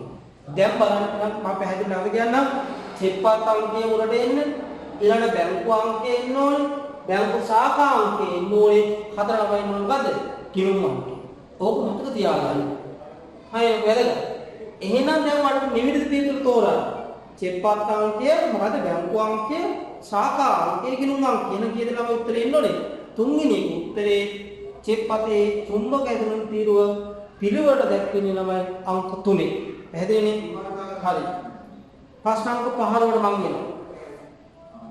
ප්‍රශ්නාංක 15 චෙක්පත් රේඛනය කළ හැක්කේ. හොඳයි. චෙක්පත රේඛනය කරන්න පුළුවන් කාටද? අකුරු දැසම රේඛනය ගැන කතා කරා නේ. රේඛනය නාමය කාටද කියලා අපි දැන් චෙක්පතක් හා සම්බන්ධ පාර්ශ්ව 3 දෙනෙක් යනවා කියලා දුන්නානේ. අනකලුයි නේද? අනලතුයි ආදායක. ආදායකයට කිය තව නමක් මට ඇහෙනවා කියන කවුරුද? අන්නයි දායකයා. දායකයා කියන ආදායකයට තව නමක් දායකයා. හරි. එතකොට ওই තුන් දෙනෙක් හිටියට චෙක්පත රේඛනය කරන්න පුළුවන් ළමයා කාට විතරද? අනකරුට පමණයි. මතක තියාගන්න. අනකරුට කියන්නේ චෙක් එක ලියන එක්කෙනාට විතරයි පුතේ චෙක්පතක් රේඛනයක් කරන්න පුළුවන්. වෙන කාටවත් බැහැ. එහෙනම් උත්තරේ එන්නේ කියන්නේ නේද? අනකරුට පමණයි කියන උත්තරේ අංක 1 තමයි එන්නේ. අංක 1. චෙක්පත රේඛනය කළ හැක්කේ අනකරුට පමණයි. හොඳයි. 16 වෙනි ප්‍රශ්නේ. හොඳයි 16 වෙනි ප්‍රශ්නේ මේ ප්‍රශ්න පත්‍රයේ තමයි මගේ කොටස. ඒ පළවෙනි ප්‍රශ්න පත්‍රයේ මගේ කොටස මේ ප්‍රශ්නෙන් අවසන් වෙනවා. ඊට ආයි මම නැවත සම්බන්ධ වෙනවා.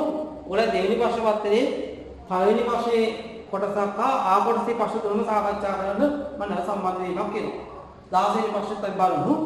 ප්‍රශ්නාංක 16 තියෙන්නේ සඵලදායි sannivedanaye ගුණාංගයක් නොවන්නේ. sannivedanaye නේ. sannivedanaye කියන්නේ මොකක්ද පුතේ? පාර්ශ්ව දෙකක් හෝ ඊට වැඩි පිරිසක් අතර. පාර්ශ්ව දෙකක් හෝ ඊට වැඩි පිරිසක් අතර යම් තොරතුරක් එහෙම නැත්නම් පණිවිඩයක් හුවමාරු කර ගැනීම හා තේරුම් ගැනීමේ ක්‍රියාවලිය. sannivedanaye. ඒක තමයි සඵලදායි sannivedanaye කියලා කියන්නේ. සමහර අය අර්ථ දක්වනෝ ළමයි sannivedanaye කියලා කියන්නේ යම් පණිවිඩයක් හුවමාරු කර ගැනීම. පාර්ශ්ව දෙකකට හුවමාරු කර ගැනීම. නමයි හුවමාරු වුණා කියලා sannivedanayak වෙන්නේ නැහැ. පැහැදිලිද? දැන් මම මෙතන ඔයාලට යමක් sannivedanaye කරනවා නෙමෙයි. ඔයාලා දැනුම දෙනවා. හුවමාරුවක් කියනවා. හැබැයි මේ sannivedanaye සඵලදායි වෙන්නේ ඔයා මක්තර ගන්න මේ දැනුම හරියට තේරුම් ගන්න ඕන පුතේ. එහෙනම් මේ හුවමාරු කර ගැනීම හා කවුද? තේරුම් ගැනීමේ ක්‍රියාවලිය තමයි මොකක් කියන්නේ? sannivedanaye කියලා කියන්නේ. පැහැදිලිද? හරි. දැන් සඵලදායි sannivedanaye ගුණාංගයක් නොවන්නේ මොකක්ද කියලා මම මේගොල්ලෝ අහන්නේ. අපි උත්තර ටිකට යමු. 1. නිවැරදි බව හා පූර්ණ බව. මොකද කියන්නේ? නිවැරදි බව හා පූර්ණ බව. sannivedanaye පුතේ අනිවාර්යයෙන් මොකක්ද තියෙන්න ඕනද? නිවැරදි භාවය තියෙන්න ඕනේ. අපි යමක් කියනකොට නිවැරදි දේ කියන්න ඕනේ. හරි දේ දෙන්න ඕනේ. එන අනිවාර්යයෙන් ඒක තියෙන්න ඕනේ. පූර්ණ බව කියන්නේ පුතේ අඩුපාඩුවක් නොමැතිව හිස්තනක් කියන්නේ නැතුව අවශ්‍ය දේ දෙන්න ඕනේ පුතේ. අන්න ඒකට කියන පූර්ණභාවය කියනවා. එහෙනම් ඒක සම්ප්‍රදාය සංවේදනය අත්‍යවශ්‍ය නැද්ද? අත්‍යවශ්‍යයි. දෙවෙනි එකට එනවා. දෙවෙනි කියන්නේ පිරිවැය අවම වීම හා ආචාරශීලී නොවන බව. පිරිවැය අවම වීම හා ආචාරශීලී නොවන බව. පිරිවැය අවම වීම තමයි හරිද නැද්ද? සම්ප්‍රදාය සංවේදනය නම් පිරිවැයමක් වෙන්න ඕනේ. අවම වෙන්න ඕනේ. නේද? දැන් අපේ දූ දරුවෝ ඔන්ලයින් අපිත් එක්ක සම්බන්ධ වෙලා තියෙන මේ සම්බන්ධනයේ ඉතාමත් අඩු පිරිවැයකින් ඉන්නේ ඔකට සම්බන්ධ වෙන්නේ නේ. ඩේට් පොඩි ප්‍රමාණයක් යනවා විතර නේද? වෙන දෙයක් කියන්නේ කිසි ගාස්තුවක් නැහැ නොමිනේ සම්බන්ධනේ කියාවක් නෙවෙයි. ඒතොර පිරිවැය ඉතාමත් අඩු සම්ප්‍රදායද නේද? සම්ප්‍රදාය. අය සම්ප්‍රදාය නිසා තමයි මෙච්චර පිරිසක් අපිත් එක්ක සම්බන්ධ වෙලා තියෙන්නේ. පැහැදිලිද? ආචාරශීලී නොවන බව අනිත්‍යයට එනවා. ආචාරශීලී නොවන බව තමයි සම්ප්‍රදාය සංවේදනයේ ගුණාංගයද? නෑ ආචාරශීලී වෙන්න ඕනේ පුතේ. අය සංනිවේදනයේ සම්ප්‍රදාය වෙන්න නම් අපි ඒකට කරු කරන්නේ නේද? ආචාරශීලී වෙන්න ඕනේ. එහෙම නොවුනොත් සම්ප්‍රදාය සංනිවේදනයකට ගන්නෑ. ඒතර ඒක උත්තරේ හරි වගේ. නමුත් අනිත් උත්තර දෙක කියවලුවා. ඊළඟ නිශ්චිත බව හා මොකද්ද? රහස්‍ය බව. නිශ්චිත බව හා රහස්‍ය බව. අපි යමක් ඉදිරිපත්ගෙන නිශ්චිත වෙන්න ඕනේ. සැරෙන් සැරේ වෙනස් කරන්න බෑනේ පුතේ. සැරෙන් සැරේ වෙනස් කරනවා නම් ඒකට සම්ප්‍රදාය ඉන්නේ. එහෙනම් නිශ්චිත භාවයට වැදගත් වෙනවා. අනිත් එක තමයි රහස්‍ය භාවය කියන්නේ. ඒක සම්ප්‍රදාය සංවේදනය වල වැදගත් වෙනවා. දැන් මම දෙන තොරතුරු මම කියනවා නම් පුතේ මේක අපේ පිටතට යවන්න එපා. නේ අපේ ව්‍යාපාර ආයතනය තුළ මේක තියාගන්න මේ උපක්‍රම විනය දැනගන්න බෑ. ඒක ඒ විදිහටම තියෙන්නේ. එහෙම වුණොත් තමයි සංනිවේදනයේ සම්ප්‍රදාය වෙන්න රහස්‍ය භාවයක් අවශ්‍යයි. අවසාන උත්තරේ වෙනවා ගායකයාට තේරුම් ගැනීමේ හැකියාව හා සංක්ෂිප්ත බව. අන්න බලන්න සංනිවේදනයේ සම්ප්‍රදායෙන් නම් ගායකයා කියන්නේ කවුද? ගායකයා කියන්නේ පරිමිතිය ලබා ගන්නා පාර්ශවය. හරි මේ දැන් මම උගන්වනකොට මෙතන ගායකයා කියන්නේ කවුද? ඔයගොල්ලෝ අපේ දරුවෝ. මම ළමයි කවුද? යවන්න පරිමිතිය නේද? සංනිවේදන කියාවලියේ ආර්ථිකවල කියාවලියේ කී දෙනෙක් ඉන්නවද? කියාවලියේ මූලිකාංග 6ක් තියෙනවා. කව 6 දෙනෙක් ටක් ගන්න. පළවෙනි එක මොකද්ද? යවන්න. ඊළඟ පණිවිඩය. ඊළඟට මොකක්ද වෙනවද? මාධ්‍ය. ලබන්න ප්‍රතිචාරය සහ ප්‍රතිපෝෂණය කියලා ඉන්නේ. එහෙනම් මෙතන ගායකයා තේරුම් ගැනීමේ නම් ගායකයන් තේරුම් ගැනීමේ හැකියාව තියෙන්න ඕනේ. ඒක සම්ප්‍රදාය. ඊළඟ එක පුතේ සංක්ෂිප්ත බව. සංක්ෂිප්ත බව කියන්නේ මේ මම දෙන පණිවිඩය ළමයි තාමත් කෙටි වෙන්න ඕනේ, සරල වෙන්න ඕනේ.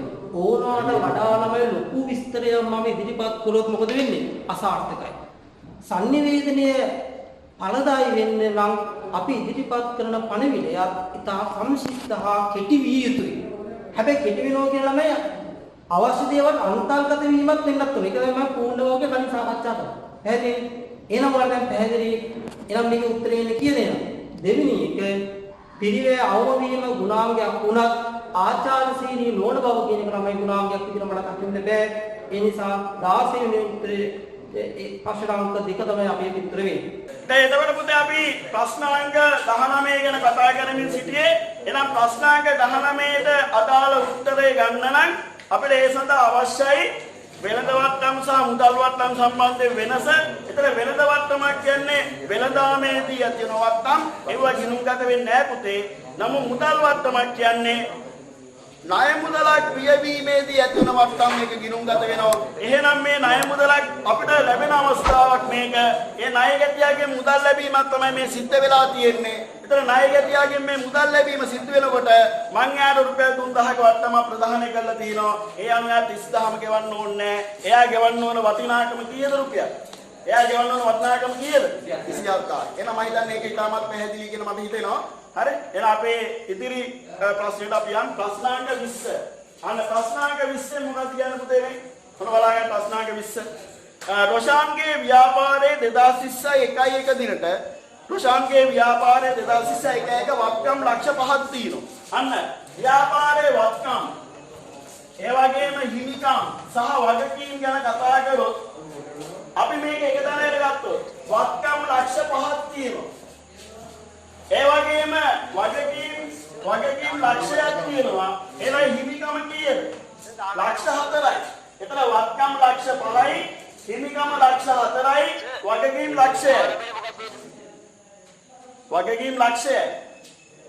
බලන්න 2021යි 1යි දෙවෙනි දින ගනුදෙනුව සිද්ධ වුණා මේ වෙනදේ. ඔන්න බලන්න මෙතන ලියාගන්න මේ. මේක 520000 වෙලා.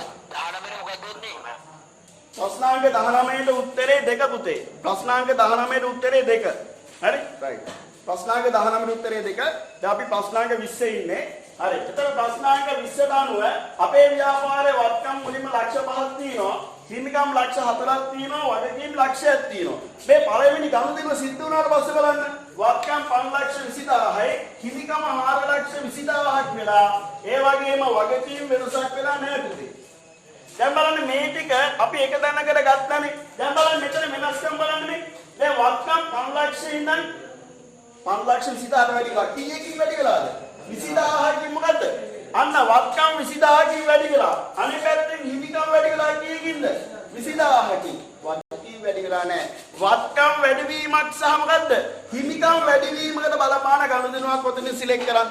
වත්කම් වැඩිවීමක් සහ හිමිකම් වැඩිවීමක්. බලන්න එක ණය හිමියන්ට මුදල් ගෙවුවා. ඒකෙන් එහෙම සිද්ධියක් වෙන්නේ නැහැ වගකීම් වලට බලපාන්නේ. රුපියල් 50000ක තොගයක් 70000ට වික්කම අන්න බලන්න 50000ක තොගයක් 70000ට වික්කම මොකද වෙන්නේ? අපේ වත්කම් පැත්තෙන් 50000ක් අඩු වෙලා වත්කම් පැත්තටම කීයක්ද? 20000ක් 70000ක් එකතු වෙනවා. එතන වත්කම් වැඩි වෙනවා කීයකින්ද පුතේ? 20000කින්. අනිත් පැත්තෙන් ඒක ලාභයක් වශයෙන් හිමිකමක් වැඩි වෙනවා කීයකින්ද? මම හිතන්නේ ඒක නේද උත්තරේ. ඒ කියන්නේ එක පැත්තකින් වත්කම් වැඩි වෙනවා 20000කින්, අනිත් පැත්තෙන් 20000 වැඩි වෙනවා. තව බලන්න තුන්වෙනි ගනුදෙනුව ව්‍යාපාරයේ වෙත රුපියල් 20000ක ගෙවල් කුලිය ආදායමක් ලැබිලා. ඒකත් ඒක සම්බන්ධයි නේද? ඒකෙනුත් වෙන්නේ මොකද්ද? වත්කමුත් වැඩි වෙනවා, අනිත් පැත්තේ මොකද්ද? හිමිකමත් වැඩි වෙනවා. එහෙනම් මම හිතන්නේ උත්තර දෙකක් තියෙනවා. ඊළඟ ගනුදෙනුව සම්බන්ධයෙන් අමතර ප්‍රාග්ධනය දෙන රුපියල් 20000යි අයිතිකරු රුපියල් 20 අමතර ප්‍රාග් ව්‍යාපාරයේ යෙදවීම. පුතේ එතන පොඩි ගැටලුවක් තියෙනවා මේ ප්‍රශ්නේ. ඉහත බලපෑමට සිදු නොවන ගනුදෙනුවනේ අහන්නේ. හරි. එතන අංක 2 3 4 කියන තුනෙන්ම මොකද්ද? හිමිකම 20000කින් මොනවා වෙනවද පුතේ? වැඩි වෙනවා. එහෙනම් බලපෑමට සිදු නොවන එකම ගනුදෙනුව මොකද්ද? පළවෙනි ගනුදෙනුව. බලන්න පළවෙනි ගනුදෙනුව එන්නේ මොකද්ද? රුපියල් 20000ක ණය හිමියන්ට ගෙවනවා. එතන ණය හිමියන්ට රුපියල් 20000 ගෙවුවම ඒක හිමිකමට බලපෑමක් නැහැ. එහෙනම් ඕකේ උත්තරය ප්‍රශ්නාංක 20ට උත්තරය 1. අන්න ප්‍රශ්නාංක 20ට උත්තරේ පුතේ 1. හරි? ප්‍රශ්නාංක 20ට උත්තරේ 1. right අංක 1 තමයි උත්තරේ. හරි? right. හරි. හරි. යන අපි යනවා ප්‍රශ්නාංක 21 සහ 22. ප්‍රශ්නාංක 21 සහ 22. 21 සහ 22. මොකක්ද කියන්නේ? 21 සහ 22 මොකක්ද කියන්නේ? ව්‍යාපාරයක සිදුවන ගනුදෙනු කිහිපයක අදාළ උපයෝගී පොත් පහත වේ. ඒ කියන්නේ ගනුදෙනුව සහ උපයෝගී පොත. අපෙන් අහන්නේ මේ එකිනෙක ගනුදෙනුවට ගැළපෙන උපයෝගී පොත මොකක්ද කියලා. අපි බලමු. පළවෙනි එක මොකක්ද? ණයට විකුණු. මට ගන්න පුතේ ණයට වික්කම ඊට අදාළ උපයෝගී පොත මොකක්ද? ණයට විකුණුම් කියන එතන විකුණුම් කියන්නේ අංකය මොකක්ද? විකුණුම් කියන්නේ අංකය C. පොඩ්ඩක් ලියාගෙන පැත්තක C. ඔන්න පළවෙනි එක. ඊළඟට අත්පිට බහන්න මිලට ගත්තම මොකක්ද උපයෝගී පොත? ඔව් අත්පිට බහන්න මිලට ගත්තම ඒක මුදල් පොතේ වාර්තා කරනකොට මුදල් පොත වෙන්නේ කීයද? D. අන්න මුදල් පොත D. ඊළඟට පුතේ මුදල් පොත D. ඊළඟට අපි බැංකු ණයක් මගින් ගන්නවා මෝටර රථයක්. මෝටර රථයක් බැංකු ණයක් මගින් ගත්තොත් මොකක්ද උපයෝගී පොත? පොදු ජීවනයේ අන්න හරි. පොදු ජීවනයේ අංකය කීයද? D. පොදු ජීවනයේ D. ඊළඟට හතරවෙනි ගනුදෙනුව බස් ගාස්තු ගෙවනවා රුපියල් 50යි. පුතේ බස් ගාස්තු ගෙවන්නේ පොඩි වියදමන්නේ නේද? ඒක මුදල් පොත හරහා නෙමෙයි මොන පොත හරහාද?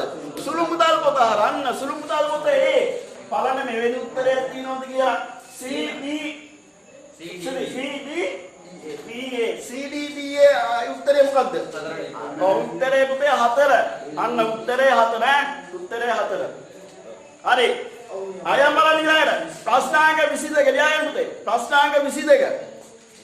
පහත ගනුදෙනුව අදාළ මූලාශ්‍රලේඛන පිළිවෙල. ඉහත ගනුදෙනුව අදාළ මූලාශ්‍රලේඛන. දැන් අපි උපයෝගී පොත් නේ කතා කරේ.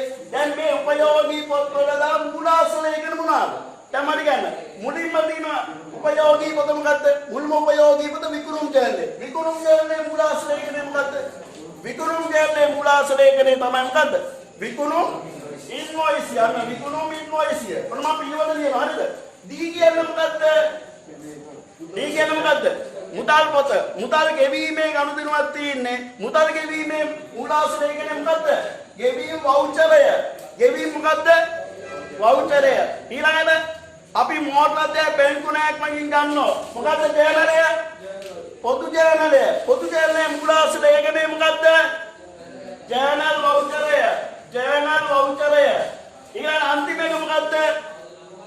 සුළු මුදල් පොත. සුළු මුදල් පොතේ මූලාශ්‍රයකනේ මොකද්ද පුතේ? සුළු මුදල් වවුචරය. යන්න සුළු මුදල් වවුචරය. එතකොට බලන්න විකුණුම් ඉන්වොයිසිය බලන්න උත්තරයක් තියෙනවා. විකුණුම් ඉන්වොයිසිය ගෙවීම් වවුචරය ජර්නල් වවුචරය සුළු මුදල් උත්තරේ කීයද? ඒක උත්තරේ එකනේ. ඔව් උත්තරේ එක. රයිට්. එහෙනම් ඒකේ ප්‍රශ්නාංකයේ උත්තරේ එක. බලන්න ඒක අනුපාත තියෙනවද බලන්න. උත්තරේ එක. හරි ඕකේ. එහෙනම් මම හිතනවා අපි ඊළඟ අභ්‍යාසයට යමු. රයිට්. අපි යම් ප්‍රශ්නාංක 23ට පුතේ. ප්‍රශ්නාංක 23. බලාගන්න ප්‍රශ්නාංක 23 ඔක්කොම බලාගන්න පුතේ. අපේ ළමයි බලා ගන්න ඕනේ. එයා කවදානෙන් ඉන්න ඕනේ පුතේ. හරිද? ඔන්ලයින් එකේ ඉන්න ළමයි ගැටලුවක් තියෙනවා පුතේ යොමු කරන්න. ඒ අතරතුර කමන්නේ අවශ්‍ය ගැටලුවක් තියෙනවා යොමු කරන්න. හරි. අපි යනවා ප්‍රශ්නාංක 23. මොකක්ද කියන්නේ පුතේ බලාගන්න. සඳරුවන්ගේ ව්‍යාපාරයේ 2020 දෙසැම්බර් 1 වෙනිදා පැවති සුළු මුදල් ශේෂය 4600යි. අන්න ආරම්භක දියයි කියලා කියන්නකෝ දෙසැම්බර් 1 වෙනිදා දෙසැම්බර් මාසේ 1 වෙනිදාට සුළු මුදල් පොතේ 4600ක් තියෙනවා. එදින ඒ ප්‍රතිපූර්ණය කරවලු 5400ක් ලැබුණලු. ඒ කියන්නේ අපි ඒක ප්‍රතිපූර්ණය කරන 5400ක් දුන්නලු. ඊළඟට කියනවා 2020 3 දින සුළු මුදල් ශේෂය 2400ක් තිබ්බලු. අපෙන් අහන්නේ සුළු මුදල් අග්‍රිමේ වටිනාකම සහ දෙසැම්බර් මාසේ වියදම්. පුතේ මේකට මෙන්න මෙහෙම දෙයක් කරගන්න. ඔයා හිතගන්න කටුවට සුළු මුදල් ගිණුමක්. අන්න. කියන්නේ සුළු මුදල් ගිණුමක් ඇඳගන්න මෙහෙම සුළු මුදල් ගිණුමක් ඇඳගන්න. සුළු මුදල් පොතක් නෙමෙයි පුතේ සුළු මුදල් ගිණුමක් ඇඳගන්න. කටුවට නිකන් සුළු මුදල් ගිණුමක් ඇඳගන්න.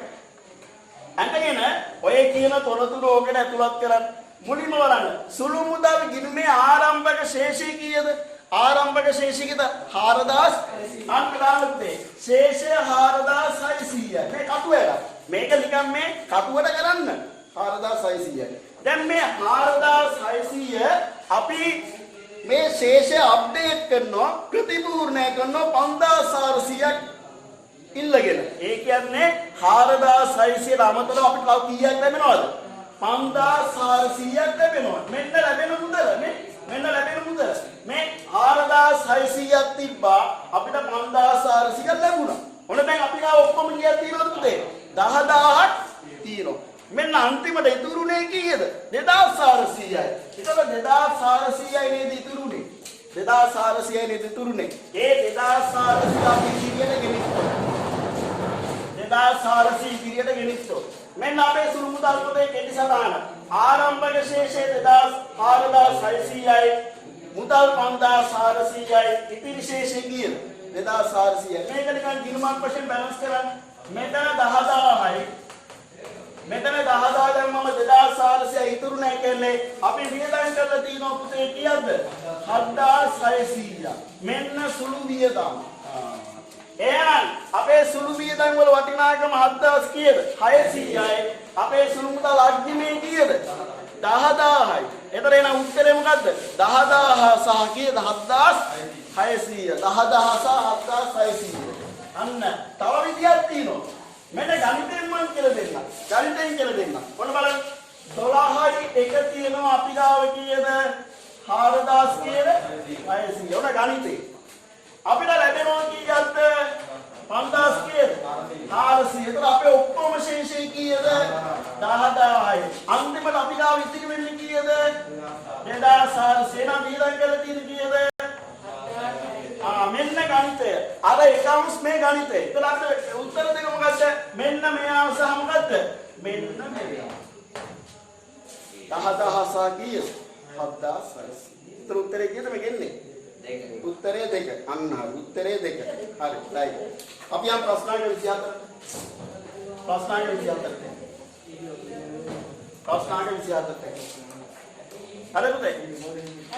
ප්‍රශ්නාංක 24. මොකද කියන්නේ? ව්‍යාපාරයේ බැංකු ගිණුමේ ශේෂයට වඩා අන්න බැංකු ගිණුමේ ශේෂයට වඩා බැංකු ප්‍රකාශනයේ ශේෂය වැඩි අගයක් ගැනීමට බල නොපාන අයිතමය. ඒ කියන්නේ බැංකු ශේෂයට වඩා බැංකු ප්‍රකාශනයේ ශේෂය වැඩි අගයක් ගැනීමට බලපෑමක් සිදු නොවන අයිතමය. එතන අපි මෙහෙම උපකල්පනය කරමුකෝ. මෙන්න මෙහෙම උපකල්පනය කරන්නකෝ. දැන් මෙන්න මෙහෙම හිතන්නකෝ. දැන් බැංකු සතුටුම් පාඩමේ පොඩ්ඩක් ඔළුවේ තියෙන්න ඕනේ. බැංකු සතුටුම් පාඩමේදී වෙන්නේ මොකද්ද පුතේ? අපි 10 වසරේදී බැංකු සතුටුම් පාඩම කතා කරා. හරි 10 වසරේ කතා කරන බැංකු සතුටුම් පාඩම අපි 12 වසරේත් කතා කරනවා. O level exam එකකට බැංකු සතුටුම් වෙනවා. A level exam එකකට වෙනවා. දැන් මේ බැංකු සතුටුම් වලින් වෙන්නේ මොකද්ද පුතේ? දැන් අපි දන්නවා අපේ ව්‍යාපාරයේ වාණිජ බැංකුවක ජංගම ගිණුමක් තියෙනවා කියමුකෝ. ඒ ජංගම ගිණුමේ ශේෂයයි ඒ අපේ ව්‍යාපාරයේ නමින් අපේ account එක බැංකුවේ හදනවනේ. ඒ බැංකුවේ හදන account එකේ ශේෂය අතර සමානතාවයක් තියෙන්න ඕනේ. සමානතාවයක් තියෙන්න ඕනේ පුතේ. තේරුණේ? නමුත් එහෙම සමානතාවයක් නැතුණාම ඒකට වෙනසට හේතු සම්බන්ධ කරමින් අපි පොඩි ලේඛනයක් හදනවා. ඒ ලේඛනය තමයි මොකද්ද? බැංකු සසුතුම් ප්‍රකාශනය කියන්නේ. එතකොට එහෙනම් මට කියන්න පුතේ. එතකොට මෙන්න මෙහෙම අපි හිතමුකෝ. දැන් මෙන්න මේ ඉඳන් මම පොදු උදාහරණයක් කියන්නේ. වෙන පොදු උදාහරණයක් මම කියන්නේ. දැන් ඔන්න මේ අපේ ව්‍යාපාරයේ හිතන්න. මෙන්න අපේ ව්‍යාපාරය. මෙන්න අපේ බැංකුව. බැංකුව. මෙන්න අපේ ව්‍යාපාරය. මෙන්න අපේ බැංකු ව්‍යාපාරය. එතන අපි අපේ පැත්තෙන් accounts කියනවද? බැංකුව මොකද්ද? බැංකුව පැත්තෙන් accounts තියෙනවා. නේ? අපි අපේ පැත්තෙන් ගිණුම් තියනකොට බැංකුව අපි වෙන්නේ මොකද්ද? අපේ account එකක් තියෙනවා. දැන් මොන බලන්න මම ගනුදෙනු දෙකකින් මේක පැහැදිලි කරනවා. දැන් මට කියන්න අංක එක මෙන්න මෙහෙම.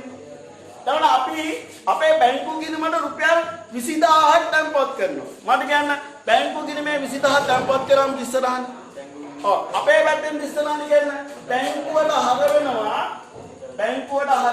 20000ක්. ඒ වගේම අපේ මුදල් ගිණුමට මොනවා වෙනවද පුතේ? මුදල් ගිණුමට බැර වෙනවා 20000ක්. පැහැදිලිද? අපේ බැංකු ගිණුමට හර වෙනවා 20000ක්. මුදල් ගිණුමට බැර වෙනවා 20000ක්. ඒ කියන්නේ අපේ මුදල් බැංකුවේ තැන්පත් කරා. දැන් ඕක අපි බැංකුව පැත්තට ගමුද? බැංකුව පැත්තට ගමුද? දැන් අපි බැංකුවේ රුපියල් 20000 තැන්පත් කරාම අපේ මුදල් බැර වෙලා බැංකුවට හර වුණානේ. දැන් බැංකුව කොහොමද දකින්නේ? මොන්න බැංකුවට බැංකුවේ ලාච්චුවට කවුන්ටරේට රුපියල් 20000ක් අපි ගිහින් තැන්පත් කරනවා. ඒම බැංකුවේ මුදල් වැඩි වෙනවා කීයද පුතේ? මුදල් වැඩි වෙනවා කීයද? 20000. මේ බැංකුවේ මුදල් වැඩි වෙනවා පුතේ 20000ක්. මේ බැංකුව ගත්ත කාගේද සල්ලිද? බැංකුව ගත්ත මගේ සල්ලි. ගනුදෙනු කරුගේ සල්ලි. එහෙනම් ගනුදෙනු කරුගේ ගිණුමට බැර වෙනවා කීයද? ගනුදෙනු කරුගේ ගිණුමට බැර වෙනවා කීයද පුතේ? 20000. දැන් බලන්න මේ අපි බැංකුවේ මුදල් තැන්පත් කරාම බැංකුව ආහාර මුදල් බැරනේ. බැංකුව වැටෙන ඉස්සරහට කියන්නේ මුදල් හර ගනුදෙනු කරුගේ ගිණුම බැර. දැන් බලන්න මේ ඉස්සරහන් දෙක. මේ ඉස්සරහන් දෙකට පොදු වචනයක් තියෙනවා. මොකක්ද පොදු වචනේ? මුදල් සහ මොකද්ද? මුදල්. මම මුදල් වලට මුදල් කපනවා. මුදල් වලට මුදල් කපනවා බලන්න අපි බැංකුවට හර කරනවා බැංකුව අපේ account එකට බැර කරනවා. දැක්කද මුල දන්නේ? අපි මේ හර කරනකොට බැංකුව අපේ account එකට මොනවා කරනවද පුතේ? බැර කරනවා. අන්න බලන්න. එතකොට අපේ හර කිරීම කියන්නේ බැංකුවේ මොනවාද? බැර කිරීම. මොන බං තව උදාහරණයක්. මොන දැන් බලන්න තව උදාහරණ අංක දෙක. දැන් ඔන්න මගේ බැංකුවේ සල්ලි තියෙනවනේ. මම රුපියල් 5000ක් ගන්නවා. අනේ බැංකුවේ රුපියල් 5000ක් ගත්තම ඉස්සරහට ගියද පුතේ? බැංකුවේ රුපියල් 5000ක් ගත්තම ඉස්සරහට. මගේ පැත්තෙන් ඉස්සරහට මුදල් මට ලැබෙන්නේ නේද පුතේ? මුදල් හර කීයද? මුදල් හර 5000යි. මගේ බැංකුව බැල කීයද? 5000. මෙන්න බලන්න මුදල් හර වෙනවා බැංකුවට මොනවා වෙනවද පුතේ? බැල වෙනවා. ඕක අපි බැංකුව පැත්තෙන් හිතමු. ඔන්න බැංකුව පැත්තෙන් හිතන්න අපි අපේ කස්ටමර් ඇවිල්ලා චෙක් එකක් ලියලා එයාගේ සල්ලි 5000ක් ගන්නවා. නැත්නම් ටෙලර් මැෂින් එකෙන් 5000ක් ගන්නවා. එතන බැංකුවේ සල්ලි අයින්ව නේද පුතේ? එතන බැංකුවේ පැත්තෙන් ඉස්සනානේ කියන්නේ. මුදල් අඩු වෙනවා. මුදල් බැර වෙලා ගනුදෙනු කරුගෙන් එයා නිදහස් වෙනවා. එහෙනම් මොකද ඉස්සනාන? ගනුදෙනු කරුගේ ගිණුමට හර වෙනවා කීයද පුතේ? 5000ක්. ඒගොල්ලන්ගේ මුදල් බෙර වෙනවා කීයද? 5000. මෙන්න දැක්කනේ. මේ අපේ මුදල් හර වෙනවා ඒගොල්ලන්ගේ මුදල් බෙර වෙනවා. මුදල් වලට මුදල් අයින් කරනවා. මුදල් වලට මුදල් අයින් කරනවා. බලන්න. අපේ බැංකු ගිණුමට බැර කරන 5000ක් ඒගොල්ලන් අපේ account එකට මොනවා කරනවද පුතේ? හර කරනවා. එතකොට අපේ හර කිරීම මේගොල්ලන්ගේ බැර කිරීම නම් අපේ බැර කිරීම මේගොල්ලන්ගේ හර කිරීම නම් අනිවාර්යයෙන්ම කාල පරිච්ඡේදයේ අන්තිමට වෙන්නේ මොකද්ද? අපේ පැත්තේ ශේෂයට ඒගොල්ලන්ගේ පැත්තේ ශේෂය මොනවා වෙන්න ඕනද පුතේ? සමාන වෙන්න ඕනේ. හැබැයි පැති වලින් මොනවා වෙන්න ඕනේද? අසමාන වෙන්න. අපි උදාහරණයක් බලමු. මෙන්න ගිණුම අපල මේ ගිණුමෙන් දුත් එහෙම මෙන්න අපේ ව්‍යාපාරයේ බැංකු ගිණුම. මේකට හර වෙලා තියෙනවා 20000ක්. බැර වෙලා තියෙනවා පුතේ 5000ක්. ඒතර මේක බැලන්ස් කරොත් එහෙම අපේ හර ශේෂයක් දෙන්නේ 15000ක්. මම සරලව කටුවට කියලා දෙන්න. මෙන්න බැංකුවේ ගිණුම මේ බලන්න ගනුදෙනු කරුගේ ගිණුම. එයාට බැර වෙනවා පුතේ 20000ක්. එයාට හර වෙනවා පුතේ කීයද? 5000ක්. මේක බැලන්ස් කළාම එන්නේ පුතේ මොන ශේෂයක්ද? 15000ක ශේෂයක්. හැබැයි පැත්ත වෙනස්. ඒ අනුව කාල පරිච්ඡේදයේ අන්තිමට අපි බැලුවොත් එහෙම අපේ ගිණුමේ බැංකු ගිණුමේ ශේෂය බැංකුවේ තියෙන ගිණුමට නැත්නම් බැංකු ප්‍රකාශනයේ ශේෂයට මොනවා වෙන්න ඕනේ පුතේ? සමාන වෙන්න ඕනේ.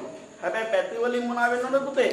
ප්‍රතිවිරුද්ධ වෙන්න ඕනේ. එහෙනම් මට කියන්න බැංකු සැසුම් වල සාරාංශය අපේ හර කිරීම කියන්නේ ඒගොල්ලන්ගේ මොකක්ද? බැර කිරීම. අපේ බැර කිරීම කියන්නේ ඒගොල්ලන්ගේ මොකක්ද? හර කිරීම. ඒක ඉන්නේ මෙන්න මේ ක්‍රමයට. ඒ අනුව කාල පරිච්ඡේද අන්තිමට මොකද්ද වෙන්න ඕනේ? අපේ බැංකු ගිණුමේ ශේෂය ඒගොල්ලන්ගේ බැංකු ශේෂයට අපේ තියෙන ගිණුමේ ශේෂයට මොනවා වෙන්න ඕනේ? ප්‍රමාණාත්මක සමාන වෙන්න ඕනේ. පැති වලින් මොකද්ද පුතේ? පැති වලින් ප්‍රතිවිරුද්ධ වෙන්න ඕනේ. නමුත් එහෙම වෙන්නේ නැති අවස්ථාවකදී අපිට සිද්ධ වෙන මොනවා හදන්නද? බැංකු සතුටුම් හදන්න. ඔන්න ඔය ටික ඔළුවේ තියාගෙන දැන් යන්නකො ගානට. right ප්‍රශ්නාංක 24. ප්‍රශ්නාංක 24. බලන්න ප්‍රශ්නාංක 24න් කියන්නේ මොකක්ද කියලා. ප්‍රශ්නාංක 24න් කියන්නේ මොකක්ද? මොකක්ද ප්‍රශ්නාංක 24න් කියන්නේ? ආගන්තුතේ. ව්‍යාපාරයේ බැංකු ගිණුමේ ශේෂයට වඩා බැංකු ප්‍රකාශනයේ ශේෂය වැඩි යගයක් ගන්න. බලපෑම සිදු නොවන ගනුදෙනු. ඒ කියන්නේ මේමනේ අපේ බැංකුවේ ශේෂය අපේ රුපියල් 20000ක් කියලා. අපේ ශේෂය මෙන්න අපේ බැංකුවේ ශේෂය. මෙන්න බැංකු ප්‍රකාශනයේ ශේෂය. අපේ 25000ක් කියලා. බලන්න අපේ ශේෂය 20000යි බැංකු ප්‍රකාශනයේ ශේෂය 25000යි. මෙහෙම වැඩිවීමද බලපෑමක් මොකද්ද? සිදු නොවන ගනුදෙනු මොකක්ද? ඒ කියන්නේ අපේ බැංකු ශේෂය වැඩි වෙන්න බලපෑමක් සිදු නොවන ගනුදෙනු. බැංකු ශේෂය වැඩි වෙන්න බලපාන මොනවාද? බැංකු ශේෂය වැඩි වෙනවා නම් මේකට යම් එකතු කිරීම වෙන්න එපා. මොනවාද කරන්න එකතු කිරීම? අපේ බැංකුවට කවුරු හරි ඇවිල්ලා මුදල් තැන්පත් කරනවා. ඍජු තැන්පතුවක් කරොත් මොකද වෙන්නේ? අපේ බැංකු ශේෂයට ඒ ප්‍රමාණය මොනවා කරනවද? සංශෝධිත මුදල් පොතේදී එකතු කරනවා. එතකොට මේක හරි. අපි අපේ ඍජු තැන්පතුවක් කරනවා රුපියල් 5000ක්. අපි ඒක දන්නේ නැහැ. හරිද? පස්සේ තමයි දැනගන්නේ. ඊට පස්සේ ඒ 5000 අපි සංශෝධිත මුදල්ගේ බැංකු ගිණුමේදී එක එකතු කරනවා. එතකොට මේක නේද සිමන්තර වෙනවා. එතකොට ඒ ගනුදෙනු සම්බන්ධ කරන්න බෑ. හරිද? ඒ වගේ අපේ බැංකු ශේෂයට එකතු කරන සියලුම දේවල් නිසා බැංකු ප්‍රකාශනයේ ශේෂය වැඩි වෙනවා. අපෙන් අහන්න පුතේ එහෙම වැඩිවීම බලපන් නැති එකක්. දැන් බලන්න පළවෙනි එක නිකුත් කළාද නමුත් ගෙවීමට ඉදිරිපත් නොචෙක්. නිකුත් කළාද නමුත් ගෙවීමට ඉදිරිපත් නොචෙක් එකක් කියන්නේ අපි නිකුත් කරාට බැංකුවේ තාම ඇවිල්ලා නැහැ. ඒතර බැංකුවට ඇවිල්ලා නැහැ කියන්නේ අපේ ශේෂයට වඩා බැංකුවේ ශේෂය වැඩි. එන ඒක නෙවෙයි අහන්නේ. අපේ ශේෂයට බැංකුවේ ශේෂය මොකක්ද? වැඩි. බැංකුවේ තාම අඩු කරලා නැහැ. ඒතර ඒකෙන් අපේ ශේෂයට බැංකුවේ ශේෂය වැඩි නිසා ඒක බලපාන ගනුදෙනුවක් වෙන නිසා ඒක අපිට ඒක අද ගන්න බෑ. ඊළඟ බැංකු අය කලේ බැංකු ගාස්තු. අන්න බැංකු ගාස්තු නිසා මොකද වෙන්නේ? අපි දන්නේ අපේ බැංකු ගාස්තුවක් අය කළා. බැංකු අය කළා අපේ බැංකු ගාස්තුව. අපේ ශේෂය වැඩි. බැංකුවේ ශේෂය මොකක්ද? අඩුයි. අන්න අඩු වීමට බලපාන එක. ඊළඟ එක බලන්න ඍජු තැන්පතුව. අන්න බැංකුවේ ශේෂය වැඩි. අපි දන්නේ නැහැ. අන්න ඒකත් වැඩි වීමට බලපාන එක. ඊළඟ ලාභාංශ ආදායම ලැබිලා. අපි දන්නේ නැහැ. අන්න බැංකුවේ ශේෂය වැඩි. එතන මට කියන්න බැංකුවේ ශේෂය වැඩි කියලා මම අවස්ථා කීයක් කිව්වද? 3ක් කිව්වා. ඔන්න මම නැවත කියනවා. 1 අපි තැන්පත් අපි නිකුත් කළා චෙක් එක. බැංකුවට ආවේ නැහැ. ඒක නේ බැංකුවෙන් ගෙව්වේ නැහැ. බැංකුවේ ශේෂය වැඩි. මොන බැංකුවේ ශේෂය වැඩි අවස්ථාව. දෙවැනි අවස්ථාව. බැංකුව අපෙන් බැංකු ගාස්තුවක් අය කළා. අන්න බැංකුව අපෙන් ශේෂයක් අඩු කරලා. අන්න අපේ ශේෂය බැංකුවේ ශේෂය මොකක්ද? අඩු. ඔන්න අඩු අවස්ථාවක්. ඊළඟ බැංකුවේ විජුදම් ප්‍රතුවක් ඇවිල්ලා. අපි දන්නේ නැහැ. බැංකුවේ ශේෂය වැඩි. අන්න බැංකුවේ ශේෂය මොකක්ද? වැඩි අවස්ථාව. ඊළඟ ලාභාංශ ආදායම ලැබිලා. අපි දන්නේ නැහැ. අන්න බැංකුවේ ශේෂය මොකද්ද? වැඩි. එතන අවස්ථා හතරෙන් අවස්ථා තුනක්ම වැඩි නේද? එකම එකයි අඩු. මොකද අවස්ථාව? දෙක. අන්න උත්තරේ අංක දෙක පුතේ. උත්තරේ අංක දෙක. උත්තරේ අංක දෙක. හරිද? right. අපි යන් ප්‍රශ්නාංක 25ට. ප්‍රශ්නාංක 25. යන්න පුතේ. ප්‍රශ්නාංක 25 බලන්න. ලීබඩු නිෂ්පාදනය කර අලෙවි කරන ආයතනයක පහත දැක්වෙන ගනුදෙනුව තුළින් පොදු චැනලයේ වාර්තා කරන ගනුදෙනුව තෝරන්න. දැන් මේ ගාන පුතේ පොඩ්ඩක් තේරුම් ගන්න ඕනේ මොකද්ද මේ ව්‍යාපාරය? මොකද්ද මේ ව්‍යාපාරය? ලීබඩු නිෂ්පාදනය කරන ව්‍යාපාරය. ඒත් ලීබඩු නිෂ්පාදනය කරන ව්‍යාපාරයක සිදුවන ගනුදෙනු ටිකක් මේ දීලා තියෙන්නේ. මේ ගනුදෙනු වලින් මොකද්ද? පොදු චැනලයට සම්බන්ධ දෙනු මොකද්ද කියලා යහන්නේ. බලන්න පළවෙනි එක වඩු කාර්මිකින්ට වැටුප් ගෙවනවා. ඔයාලට කියන්නේ වඩු කාර්මිකට වැටුප් ගෙව මොකද්ද උපයෝගී පොත? මුදලින්නේ වැටුප් ගෙවන්නේ මොකද්ද? මුදල් පොත. එහෙනම් ඒකට සම්බන්ධයි නේ මුදල් පොතනේ. ඒක මුදල් පොත. යන්ත්‍ර අලුත් වැඩියා වේදන් ගෙවුවා මොකද්ද ඉස්සරහම? යන්ත්‍ර අලුත් වැඩියා ආහාර මුදල් වැඩ. මොකද්ද උපයෝගී පොත? මොකද්ද උපයෝගී පොත පුතේ? මුදල් පොත. ඒක මුදල් පොත. දවපොගේ ණයට ගත්තම දව කියන්නේ අමුලාවේ. අමුලාවේ ගෙනු ණයට. නෑ ණයට නෙගන්නේ. ණයට ගත්තා මොකද්ද ජේනලේ? ගැනුම් ජේනලේ. ගැනුම් ජේනලේ. අර මේක ගැනුම් ජේනලේ. බලන්න ඊළඟ. ඊළඟ බලන්න පුතේ. ඊළඟ බලන්න. අන්න ඊළඟ එක බලන්න. අරුණ සමාගමේ යන්ත්‍රය මිලට ගත්තම අන්න අරුණ සමාගමේ පුතේ යන්ත්‍රය මිලට ගත්තම ඒක මොන ජේනලේ දාන්නේ? පොදු ආන උත්තරේ හරි නේද? ආන උත්තරේ පුතේ 4. උත්තරේ කිය පුතේ. උත්තරේ මොකද්ද? 4. අන්න right okay. හරිද? දැන් තේරුණාද පුතේ? පැහැදිලිද? හරි okay. යන්න ප්‍රශ්නාංක 26ට යනවා. අජිත් විසින් 2020යි ජනවාරි මාසයේ ආරම්භ කරන වෙළඳ ව්‍යාපාරයේ පොදු ජර්නලේ තියෙනවා. ආරම්භක සටහනක්. පොදු ජර්නලේ වාර්තා කරන සටහන් තියෙනවා පුතේ. ඒකේ වැදගත් සටහනක් තමයි ආරම්භක සටහන. ඒරම් බලන්න මේ සටහන මොකද්ද කියලා. 1 මුදල් ආර 3 ලක්ෂයයි ගැනුම් ගිණුම ආර 50000යි. දැන් මේකේ හිස්තැනක් තියෙනවා පුතේ. හිස්තැන පුරවන්න තියෙනවා. මොකද්ද හිස්තැන? මුදල් ආර 3 ලක්ෂයයි ගැනුම් ආර 50000යි. ඒතකොට එයා ප්‍රාග්ධනයේ වශයෙන් දාලා තියෙන්නේ මොනවද? මුදල් රුපියල් 3 ලක්ෂයක් දාලා වහන්න තොගයක් දාලා 50000ක්. ඒතකොට 3 ලක්ෂයයි 50000යි කීයද? 3 ලක්ෂ වන්න ප්‍රාග්ධනේ අංක B කීයද? අංක B කීයද? 3 ලක්ෂ 50000යි. ඒ වන්ද කියන නම මොකද්ද? ප්‍රාග්ධනේ. එහෙනම් උත්තරේ මොකද්ද පුතේ? 1. අන්න හරි උත්තරේ 1. මොකද්ද? ප්‍රාග්ධනේ සහ 3 ලක්ෂ කීයද? 50000යි. හරිද? ඒක සරලයි ඈ. මේ පේපර් එකේ පුතේ බොහොම සරල ගණුදුන් ටිකක් තියෙන අවස්ථා ටිකක් තියෙනවා. ඒ ටික ඉක්මනින් ඔයාලට ලකුණු ගන්න පුළුවන් ඈ. right okay. එහෙනම් අපි යන්න පුතේ ඊළඟ කොටසට. බලාගන්න. මොන බලාගන්න. ප්‍රශ්නාංක 27. ව්‍යාපාරයේ විසින් පිළිවෙල කරන ලද ශේෂපේක්ෂමේ හරපැත්ත රුපියල් 5000ක අතිරික්තයක් වැවතිරි. නම් ඊට බලපාන වැරද්ද වන්නේ මොකක්ද කියලා. මේ පාඩම මොකක්ද? මේ පාඩම මොකද්ද? ගිණුම් කරන්නේ මොකද්ද? වැරදි නිවැරදි කිරීම. අන්න හරි. දැන් පොඩ්ඩක් අහගන්න. ගිණුම් කරන්නේ වැරදි නිවැරදි කිරීම ගැන කතා කරන්නේ. ගිණුම් කරන ක්‍රියාවලිය පුතේ සිදුවන වැරදි. ගිණුම් කරන ක්‍රියාවලියේ සිදුවන වැරදි. ඒ වැරදි සිදුවන ස්ථානයට අනුව අපි හඳුනා ගන්න ඕනේ මුලින්ම. තේරෙන්නේ? දැන් මුලින්ම පුතේ ගිණුම් කරන්නේ වැරද්දක් වෙන්නේ කොහෙද? ඒ ගනුදෙනුව මූලාශ්‍ර ලේඛනයේ වාර්තා කරනකොට අන්න වැරද්දක් වෙනවා. දෙවනුවර වැරද්දක් වෙන්න පුළුවන් මොකද? ඒ මූලාශ්‍ර ලේඛනයේ තොරතුරු කොහෙද? ලෙචරේල මොකක්ද මේ උපයෝගී පොතට පිටපත් කරනකොට. තුන්වෙනුවට වැරද්දක් වෙන්න පුළුවන් කොහෙද? කොහෙදද? ඒ උපයෝගී පොත්වල තොරතුරු මොකද්ද? ඒ තීරු එකතු කරනකොට ඊළඟ හතරෙන්ට වෙන්න පුළුවන් වැරද්ද මොකද්ද? ඒ උපයෝගී පොත්වල තොරතුරු ලෙජරේට මොනා කරනකොට? පිටපත් කරනකොට. ඊළඟට වැරද්දක් වෙන්න පුළුවන් කොහමද? ලෙජර් ගිණුම් මොනා කරනකොට? බැලන්ස් කරනකොට. ඊළඟට වැරද්දක් වෙන්න පුළුවන් පුතේ. ලෙජර් ගිණුම් ශේෂ පිරික්සීමට මොකද්ද? උපුටා ගන්නකොට. අහගන්න. එතකොට ගිණුම් කරන්නේ වැරදි වෙනවනේ. ගිණුම් කරන්නේ වැරදි වෙනවා. මොකද ගිණුම් කරන කාර්ය කරන්න අපි අතේ වැරදි වෙනවා. ඒ අනුව මේ වැරදි අපි මොනා කරන්න ඕනේද පුතේ? නිවැරදි කරන්න ඕනේ. ගිණුම් කරන්නේ සිද්ධ වෙන්න පුතේ දිස්සරහන් න්‍යාය මතනේ. ගිණුම් කරන්නේ සිද්ධ වෙන්නේ දිස්සරහන් න්‍යාය මත. මොකද දිස්සරහන් න්‍යාය? වත්කම් සහ වියදම් හර ඉතිරි අයිතම බැර. ඒ කියන්නේ වත්කම් සහ වියදම් වැඩිවීම හර ඉතිරි සිත වැඩිවීම මොකද පුතේ? බැර. එතන දිස්සරහන් න්‍යායෙන් මත දිස්සරහන් න්‍යාය මත ඇති වෙන වැරද්ද මේ වැරද්ද නිවැරදි කරන්නත් ඕනේ මොකෙන්ද? දිස්සරහන් මොකද්ද? මෙයයි අර ඔයා අහලා තියෙනනේ කතාවක්. ලින්දලා වැටිච්ච මිනිස්සයා ලින් කටින් මොකද වෙන්න ඕනේ කියලා. ඒ අනුව දිස්සරහන් න්‍යායෙන් සිද්ධ වෙච්ච වැරද්ද පුතේ නිවැරදි කරන්නත් ඕනේ මොකෙන්ද?